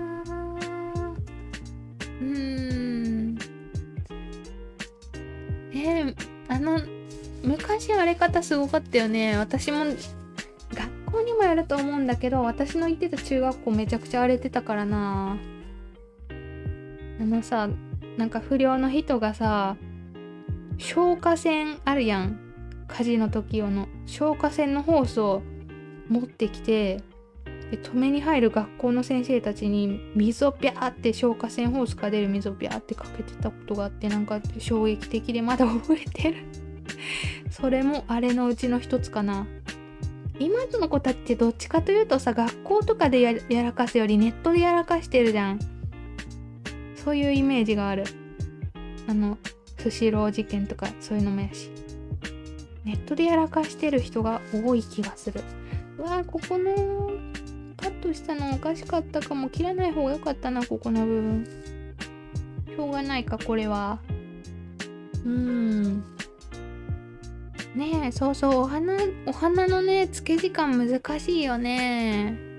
私も結構いろいろ作っててね、漬けすぎると崩れちゃうし、漬けるのが足りないと気泡が抜けてないしみたいな、そういうの難しいよなって思ってる。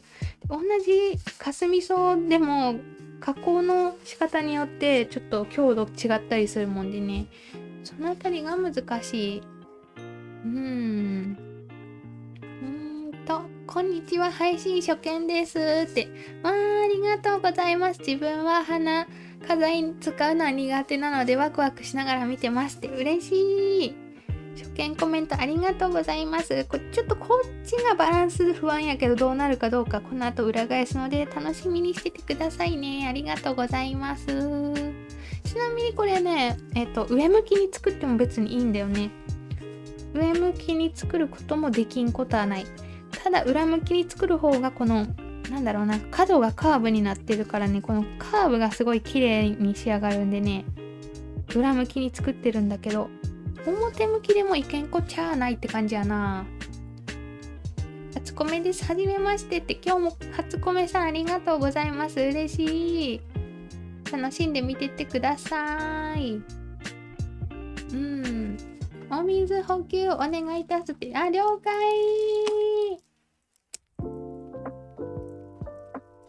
今日はほんまに寒いし、乾燥もすごいからね、気をつけなきゃいかんね。今こんにちはって来てくれた方もありがとうございます。裏表、上下裏表どちらでも使える。これね、私は基本的に下向きで作るな。下向きの方が気泡が全部上に上がるんでね、綺麗に仕上がるんだけど、初心者の方は上向きに作った方がね、完成した形がそのまま見えるからね、失敗率は減ると思う。アルファベットモールドとかでもそうやねんけど、反転と正面どっち使うっていう話なんだけど、私は下向きの方が好きだったりする。好みによるよなって思ってる。どっちを選ぶか。これできたつもりでちょっとレジン液少ないなって今思ってるんで、ちょっとだけ足して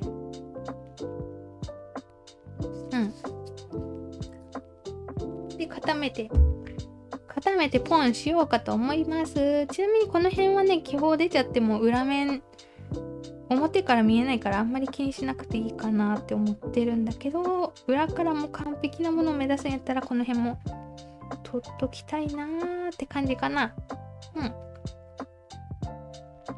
ちょっとこれで固めようと思います。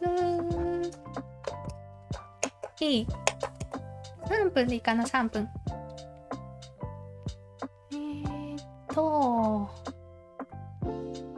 もう僕と市内持ってる先生がいるのは当たり前の時代が青春時代でしょ。テレビで見たもん、そういうとこ。私の時代はさすがにいなかった、持ってる人。でもちょこちょこ叩く人とか手出す人はいたなっていう時代だったな。っと待ってよ。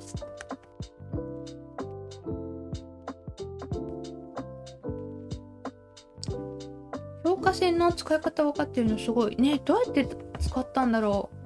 でっかいね、四角い赤い四角いやつね、ベルがつけてある、あそこパカって開けて伸ばしてた。確かに使い方知ってるのすごいな。みんなの壮絶、みんなの叩かれたエピソードとか、こういう先生がいたエピソードが壮絶。ありがとうございます。いろんなコメントしてくださって。そうだから今の子はね、LINE グループで仲間外れとかあるらしいもんで、先生も心配してた。個人懇談でそういう話してた時、 LINE グループをなんか注意してるらしい、先生は。かずみそうすぐ崩壊していくって。そうそう、20分ぐらいが限界かなって思ってる。みんなの学校エピソードすごいな。課題は配置バランスとか色合いが本当に難しくて、割とお値段するから。そうそうそう、お値段するよね。私も今まで何個失敗してきたことか。今まで数えきれないほど失敗してきたな。ちょっと見えちゃってる。なんか可愛くできてる気がする。ちょっとお楽しみに。この後お金のねえ、お金が。でも最近はね、自分でお花作ってる人結構見かけるな。自分で押し花にしたり、切りかげるに入れてドライフラワーにしたりね、くれてる方も結構見かけてね。自分でお家に庭があってお花咲いてるとかやったらそういうのもいいよね、きっと。私ちなみにビオラが大好きねんけど、ビオラ育てた時ワンシーズンで枯らせてしまった。才能なさすぎて。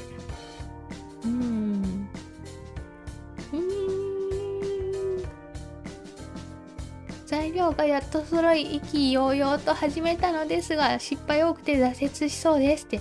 大丈夫。失敗ね、する。私も失敗しかしてなかったもん、始めたての頃ね。一応進めると、私が作ってるもの、私の YouTube に上げてるものって真似っこ OK なんでね。真似っこしてさらに販売も OK なんでね、結構私と同じように作って上達してってる人もいらっしゃるかなと思うので、でも最近ちょっとあんまり難しいもんばっか作っちゃってるからな。失敗ねする原因ってね、大半がレジン液のせいだったりするからね。もし100均のレジン使ってる人がいたらね、失敗するのは当たり前だから、ちょっと違うの買ってみた方がいいよとは言いたいけどね。うまくできるように応援しております。サラコートの花漬け込み時間すごいね。ちょっと今日も見てみる？私どうしても最初に出てきた、いつの配信で登場したかが知りたいんだけどね、自分じゃわからないんだよね、このサラコート。多分もう3ヶ月ぐらい前からあれやんな。ちょっと今日も開けてみようか。いるかな、どうかな。また増えてないか、これ。また増えてる気がする。これもうやばいよね。何回目かの配信でサラコート使おうとしてパッて開けたら花がいっぱい入ってて、なんで入ってるんだって意味がわからないまま蓋をして、でそっから3ヶ月ぐらい経つんだけど、なんか増えてる気がする。増えてない？で多分ね、液に黄色が溶け出してるから黄色っぽくなってる液が。でなぜかみんなこれのこと緑虫って呼んでるよね。緑虫ケース。これもうちょっと時間を置いて様子をね見ていこうと思ってる。どうなっていくか。なんか液が増えてる気がするんだけどな。あれ何分固めたっけこれ。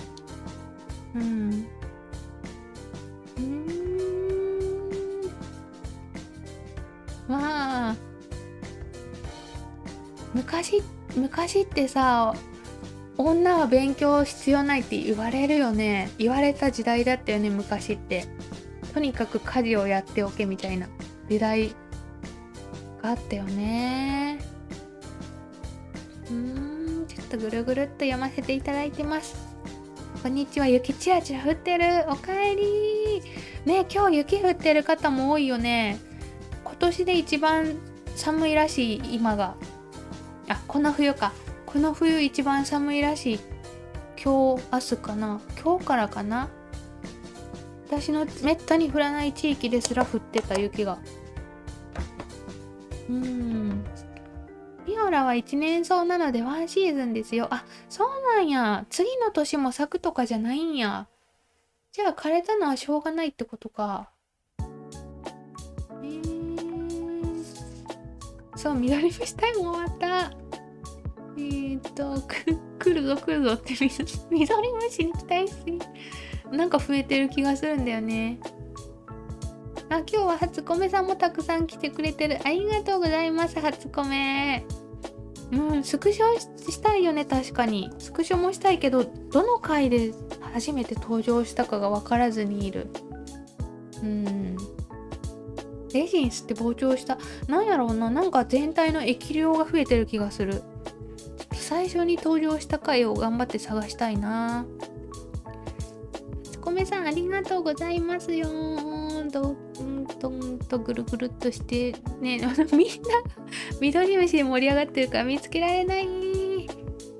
はじめまして。レジン初心者でショート動画からチャンネル登録させていただきましたって。嬉しい。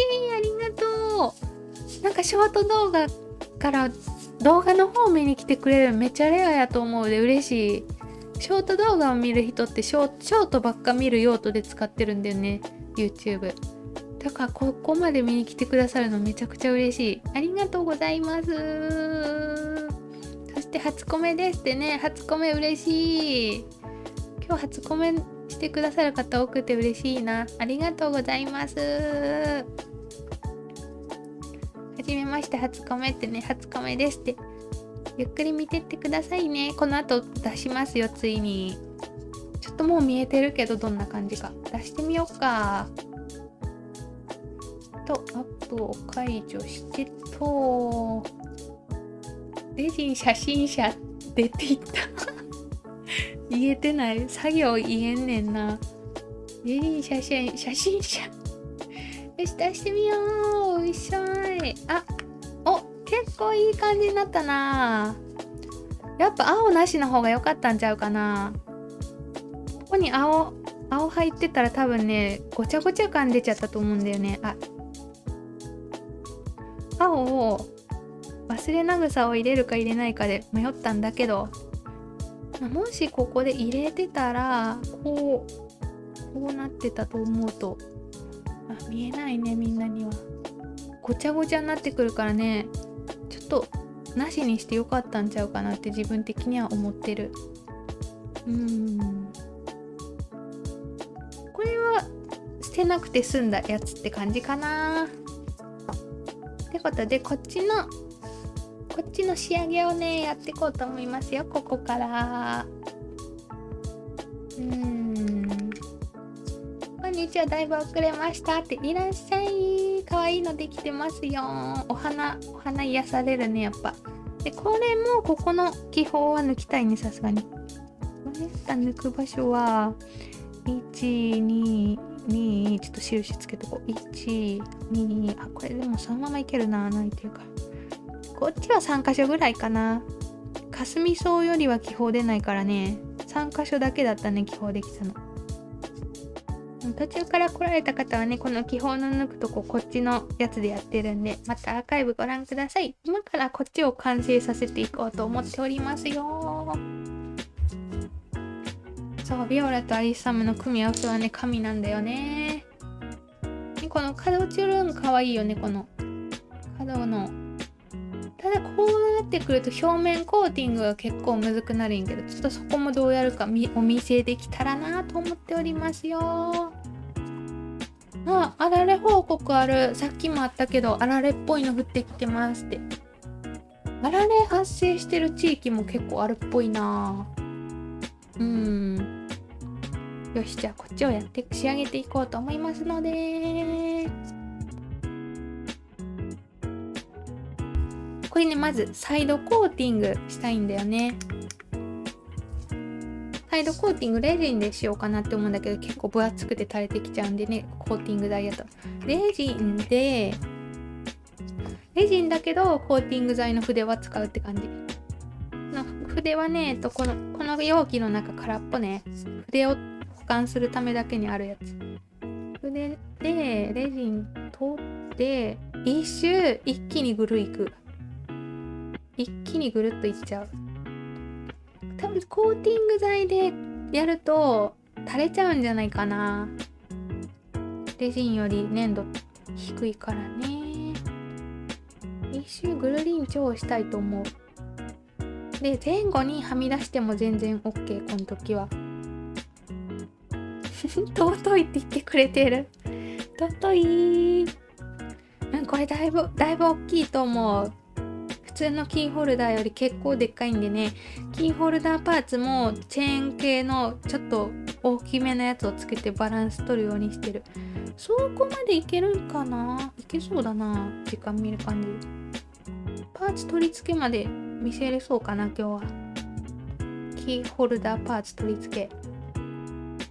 これでまず一周塗ったんだけど、塗った後に弾いてる場所にどんどんレジン足すんだけど、筆圧が大事だよね。筆圧弱々の筆圧で撫でるように足してで、ずっと同じ場所にで持ってると垂れてきちゃうんで、お手手でレジン作品くるくるしてもろって、指でくるくるって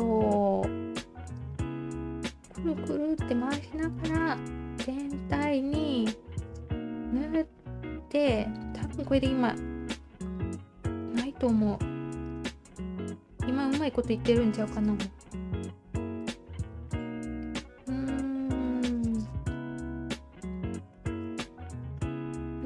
上手って自分で言うな。上手だと思う。上手なんでね、このまま固めるんだけど、固めるときもちょっとぐるぐるしたいんだよね。こうぐる一箇所に垂れないように10秒ぐらいぐるぐるしときたい。グルコサミンぐるぐるしといて、10秒経ったらもうこうなんか側面が当たらないように、こんな感じでちょっと乾かすって感じかな。こんにちは、こまりさんの作ってる手袋、指先に滑り止めついてますか？ついてない。私が使ってるの指先に滑り止めついてて、あとついちゃう。ついてないやつの方が多分レジンには向いてそうだよね。しかもさ、滑り止めついてたら高いかもしんないね、ちょっとね。でも滑り止め付きとかもあるんや。厚み何ぐらいやろう。1センチぐらい。これ1センチぐらいかな。結構分厚い。1.2 センチぐらいかな、見た感じ。うちは真横に雪が吹いてますって。大変だ。すごい。吹雪だ。そんなすごいのか。リュックにつけるのも可愛いかも。いい感じにアクセントになりそう。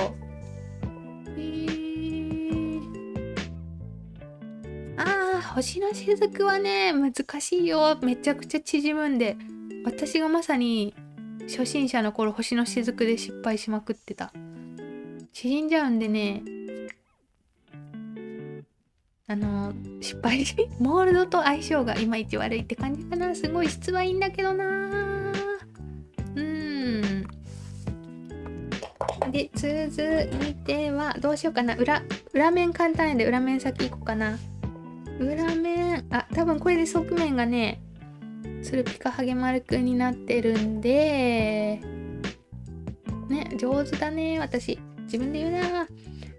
これで裏面に行こうと思うんだけど、裏面はね、もうここが端っこがカクッとしてるんで低粘土でいけちゃうんだよね。裏面はもう低粘土ベッシャーで OK。表がむずい。一番表高粘土じゃないと無理って感じかな。裏面を塗り塗りして、ちょっと斜めてるな。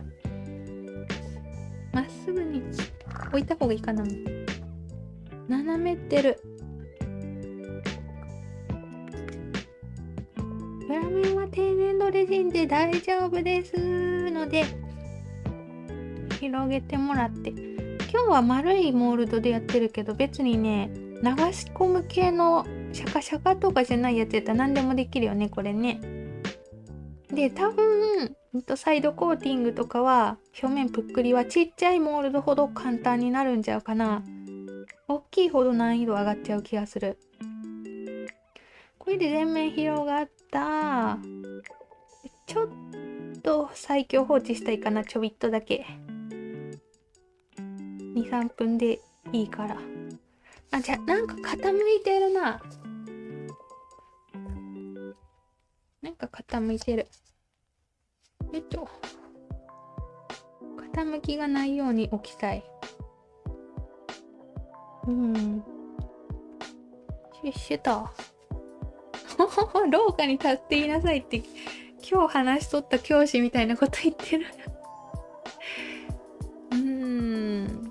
筆の硬さとかもそうだな。私が筆はあんまり使うことがなくて、これしか持ってないから何とも言えないんだけど、筆の硬さってありそうだね。幅とか。そして皆さんこんにちは。大遅刻っていらっしゃい。間に合ってる。こんにちは。久しぶりのライブ来ましたって。ありがとうね。久しぶりに来てくれて嬉しい。お花は癒されるよ。ありがとうございます。つるぴかげ丸くんまた出てきたね。懐かしいやつ。でもほんとね、上達の一番の近道はまねっこだと思う。で、まねっこしてもうまくいかない場合、多分材料による違いが出ちゃってると思うから、なんだろうな、まねっこして作ってるけど、同じような手順でやったはずなのに、動画にはない変な失敗が出てくるって場合はだいたい材料のせいだったりするからね、ちょっとそのあたりも意識した方がいいかもしれないなと思ってる。個人的にペタペタになるやつとかレジン液かライトのせいだからね、絶対ね。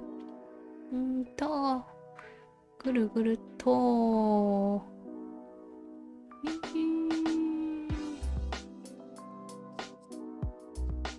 サイドコーティングはね、数こなして上達するしかないって思ってる。一応骨動画出してるねんけど、骨動画を出しながら結局数こなすのが一番だなって思ってた。で、これちょっと3分固めとこう。でっかいんでね、3分固めといて、その間にサビキンたちも入れ。しっかり写っときな、もうすぐ終わっちゃうから。キーホルダー金具用意しようかな。キーホルダー金具。どこやっけな。私がよく使うチェーンをちょっと用意したいと思うんだけど、どこで買ったかよく聞いてもらえるんやけどね、私。卸売市場で買ってて、ちょっと個人事業主しか買い物できない場所で買ってるもんで、紹介ができないもんで、なんか似たようなものが楽天とかアマゾンにあると思うんでね。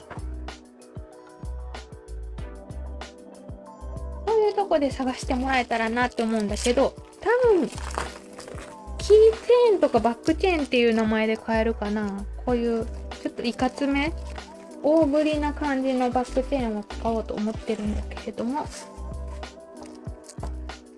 っちで固めときながらバックチェーンやろうかな。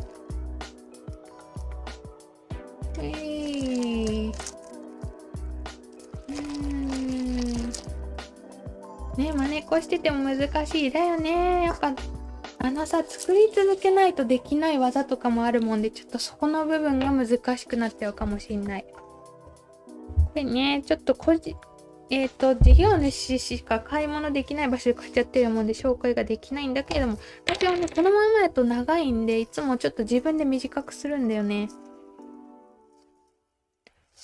10メモリぐらい、10チェーンぐらい短くする。チェーン10粒分ぐらいだけ短くして使うようにしております。こうやって。うわー、力が、あ爆発する。配信で力が。配信で爆発しちゃう。こんな感じでね、硬いチェーンをなんとかして開けて、で、短くして、ちょっと長すぎるんでね。で、使っております。キュッと。これで準備 OK もあるかな。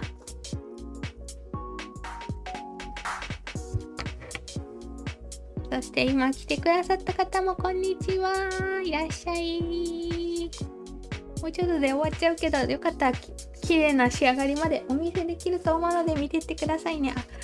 この後に失敗進化したらスムーズにいくねんけどな。この後表面コーティングするんやけど、これね、裏がこうツルツルにできたんで、最後に表やるんだけどね、表がなちょっとむずいかもしんない。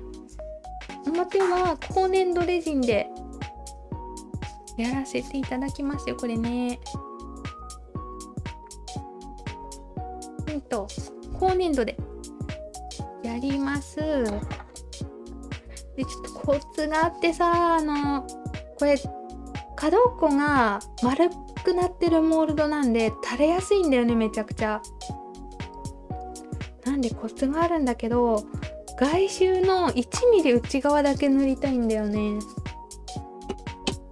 1ミリか 0.5 ミリか分からんけど、ちょっと待ってね、今斜めになってる。まっすぐになるように置きたい。こんぐらいかな。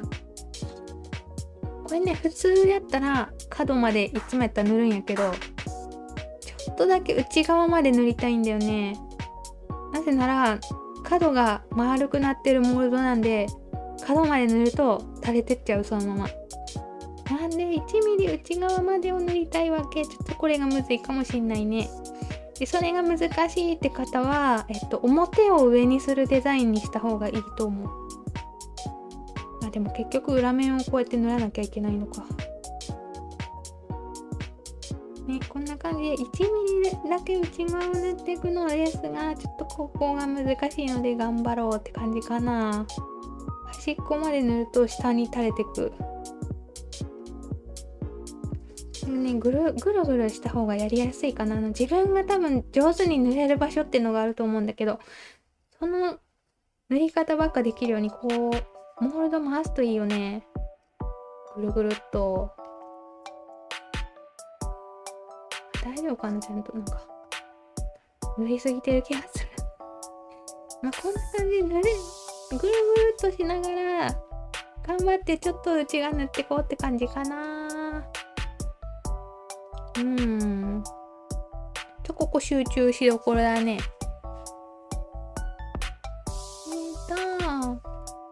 たくさんコメントもありがとうございます。角っこが丸くないモールドやったら逆にね、これは意識せず普通に角まで塗ってもらっていいんやけど、難しいけどやっぱ仕上がりが可愛くなるよね、まるっとするんでね。角っこが丸いモールドをお持ちの方は表面こうやって塗るときにね、1ミリ内側を塗るように心がけると良いのではないでしょうかって感じ。うわ、ちょっとこの辺塗りすぎちゃってる。大丈夫かな、これ垂れるぞ。固めるときちょっと一箇所塗りすぎてる場所ある。ここ垂れるわ。ちょっとこうそいでもろて、塗りすぎた場所、ここやばい。こ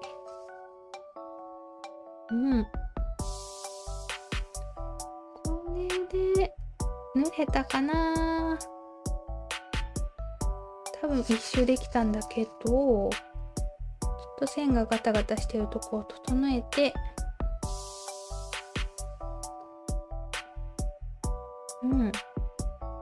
でね、ちょっと放置したいんだよね。なぜならこっからシールあった場所とかから見えない気泡が出てくるからね、ちょいっと放置して浮かせたいかな。ここがしっかりはみ出させてない。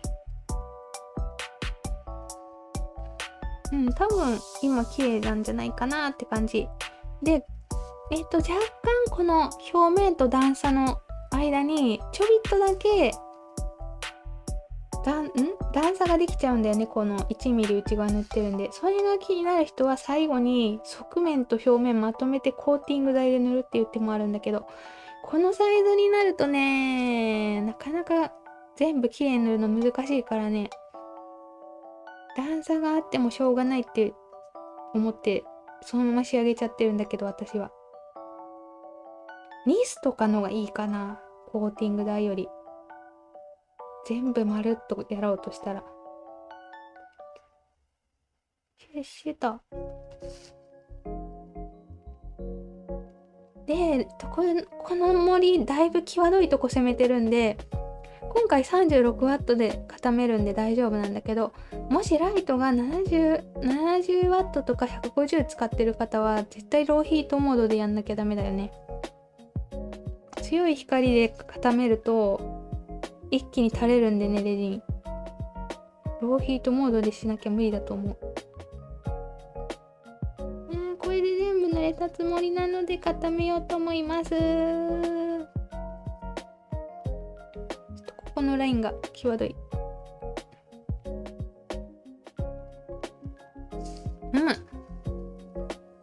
もうちょっと塗れるな、ここ。職人芸。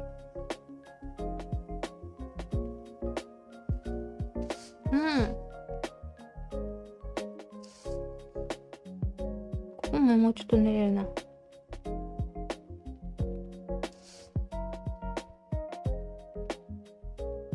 真剣。よし。ね。で、この垂れそうやったとこ、やっぱり来てる。ここの垂れそうやったとこだけ注意だな。ここ何回も落ちてくると思ったんだけど、ここだけちょっと最後に拭って鳴らして、で固めようと思います。勢いよく。大丈夫かな。よいしょ。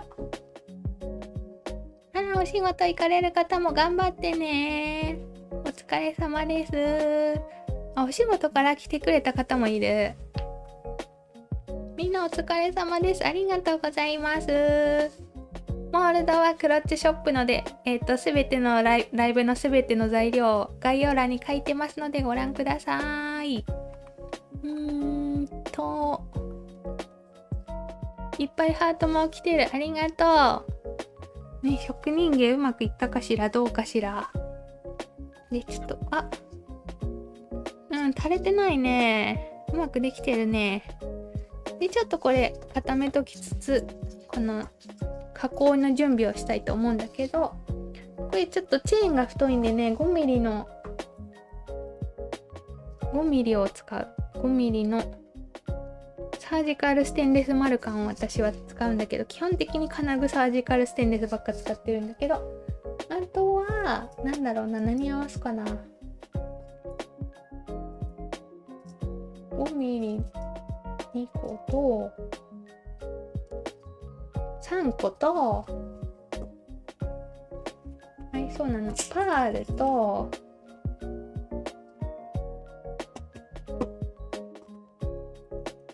今選んでるハンドメイドプレート、これつけようかなと思っておりますよ。次々と資材王の皆様が誕生していく小森さんマジックって、なんか可愛い絵文字ついてる。そう、私のライブを見るとね、作りたくなってしまって、資材が増えていく方が多い。申し訳なさとありがたさでいっぱいでございます。ありがとうございます。これは完成した時にまずこういう仕上がりにしたいんだよね。こういう感じに。なのでまずこれをこう持って手に持って、一番ここが先っぽだなーってとこ、ここに丸カンをつけたいわけなんだよね。丸カン、ダメや、手で持ってたらつけれない。また片手塞がったらパニックになるからね、私。過去の配信で3回ぐらいやってるねんけど、片手が塞がるとパニックになるっていう謎の病気持ってるからね。ここに通すって感じになるかな。これ軽く閉じて待機しとこうかな。よっと、あ、終わったかな。まあね、こんな感じになりました。ちょっと端っこのこの辺塗り下手やったな。ちょっともしかしてプレゼントで送る直前に修正するかもしんない。こんな感じになっておりますよ。つるつるピカピカーンって感じで、こっからねキーホルダーに加工していこうと思うんですがね、お花閉じ込めかわいいよね。この英字シールがいいお仕事してくれてるなって思う、いつも。シールさんまた買おうって思ってる。パチパチ美しいかわいいってありがとうございますね。これもかわいいよね。これ確かねラクマかなんかでポイント余った時に買ったやつの気がするけど、結構売ってるんちゃうかな、いろんなとこで、楽天とかで。でこれ通すんだけどね、私強度が大事なんで、二重間を使うとちょっと二重間が開いちゃうんで、チェーンがぶっとすぎて丸缶2個付けにしたいと思うんだけど、丸缶1個、さらにもう1個、2個つけとくと取れるリスクマシになるよねって感じでね。丸缶を2つつけまして、全然見えなさそう。ちょっと端っこの塗り気に入ってないんでね、プレゼントの方は送る前に修正されてるかもしれないです。こんな感じで 2個付けした丸缶を、見えるかな、2個つけた。そして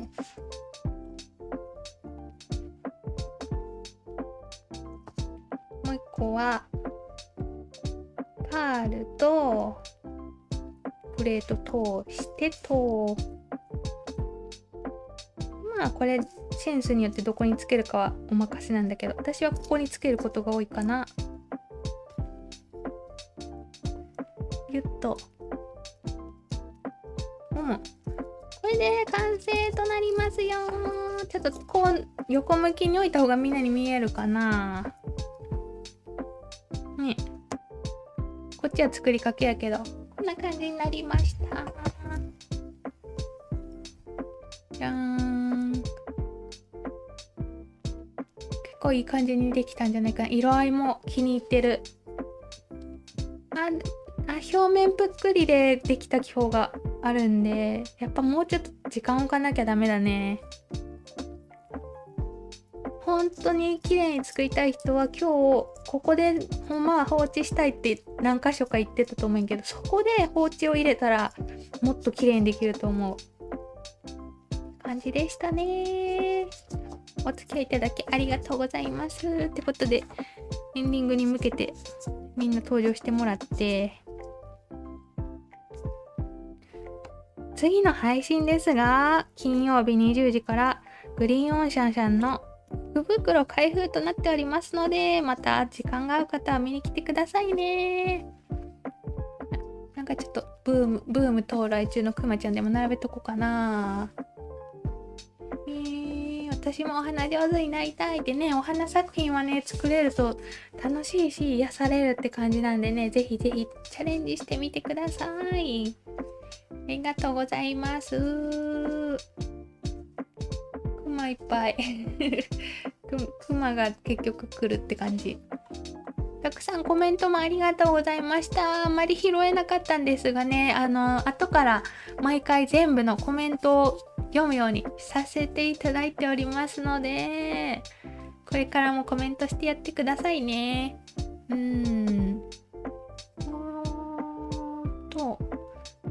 こまりさんのライブマジでモチベ上がりますってめっちゃ嬉しい。モチベ大事だよね、ハンドメイドって。やる気なくなる時あるじゃん、たまに。だからモチベ大事だと思うから、これからもなんかモチベね上がっていきましょう。この間アクセサリー作りの内職見つけたんですが、単価安くてびっくり。私さ、最近インスタグラムにさ、レジンの内職時給2500円っていうさ広告流れてきて、ありえんと思っとるんやけど、なんなんやろ。教材買わせたいだけなんかな。私レザーに時給2500を叩き出すのは難しいんやけど、内職安くてびっくりって。でもそれはちゃんとした内職なんだろうね、安いから。お迎えの時間になったので行ってきますって。ありがとうございました。マジで可愛いですってね。病院行ってきますって。今から予定の方も気をつけてね。本当に寒いから今日気をつけてね。頑張ってね。どっちがうちに来るのかなってめっちゃ当たる気満々でいる。ねえ、あれはデマですよ。ダメだよね。絶対デマだよね。しかもその人のさ、インスタページ見たらさ、シーインの100円、150円の指輪を1000円とか2500円で売ってた。そんな人が出す広告とかもだから見てた。ただ、私の自分のレジンアカウント、他の人のレジン投稿が出ないように制限してるもんで、おすすめにレジンっていう単語が出ないように。プライベートアカウントの方で出てくるんだよね、レジンの投稿がいっぱい。その中にあったレジン内職時給2500円とかいう、私でも叩き出すのむずいぞって思った。梱包とかね、発送の手間も含めると時給2500は無理。このモールドまた売り切れる。いや、そんなことないっしょ。でも今日の作品はさ、別にいろんなモールドでできそうじゃない？こういうのじゃなくてもね。大丈夫かな。なんか困りっ子の皆さん毎回売り切れを作ってらっしゃるので、ちょっとこのモールドで作りたいなって思った方はぜひお急ぎで買ってみてくださいね。本当ありえんよね。絶対騙される人いそうって思って心配になっちゃった。今出てくるかな。毎回インスタ開くたびに出てくるんだよね、その広告が。多分私が気になっちゃって開くせいで出てきた。ちょっと名前んとこ載せんようにして。こんなん出てくんねん最近。誰のか載せんようにして見せてる。時給2560円ありえんくない？この広告ばっか出てくる最近。名前隠してたのに下に出てたや。まあいっか。まあそういういろんなのがあるよねってことでした。本当に2500円になるのかもしれないし、私には分かりかねますという感じでも思いっきり出しちまった。ほんと今日雪が降ってるから気をつけてね、みんな。私もちょっと寒いからね、体調にも気をつけていきたいし、今ね、自分が体調悪い方も家族が体調悪い方も多くてね、前回ぐらいのライブから吐いちゃう病気、胃腸風が増えてるなって感じるんでね、ちょっと気をつけていきましょうね。ということで本日もありがとうございました。次回は先ほど言った感じで金曜日の20時にグリーンオーシャンさんの福袋開封配信を行って、でその後に、ちょっともうみんなが開けてるのちらっと投稿見ちゃったりしたんだけど、オリジナルモールドがあるらしいんで、ちょっとオリジナルモールドはさすがに作りたいなって思ってるんでね、制作をしていきたいと思いますので、ありがとうございました。お疲れ様でした。本日もありがとうございました。じゃあこの後も元気にいきましょう。はーい。またね。バイバーイ。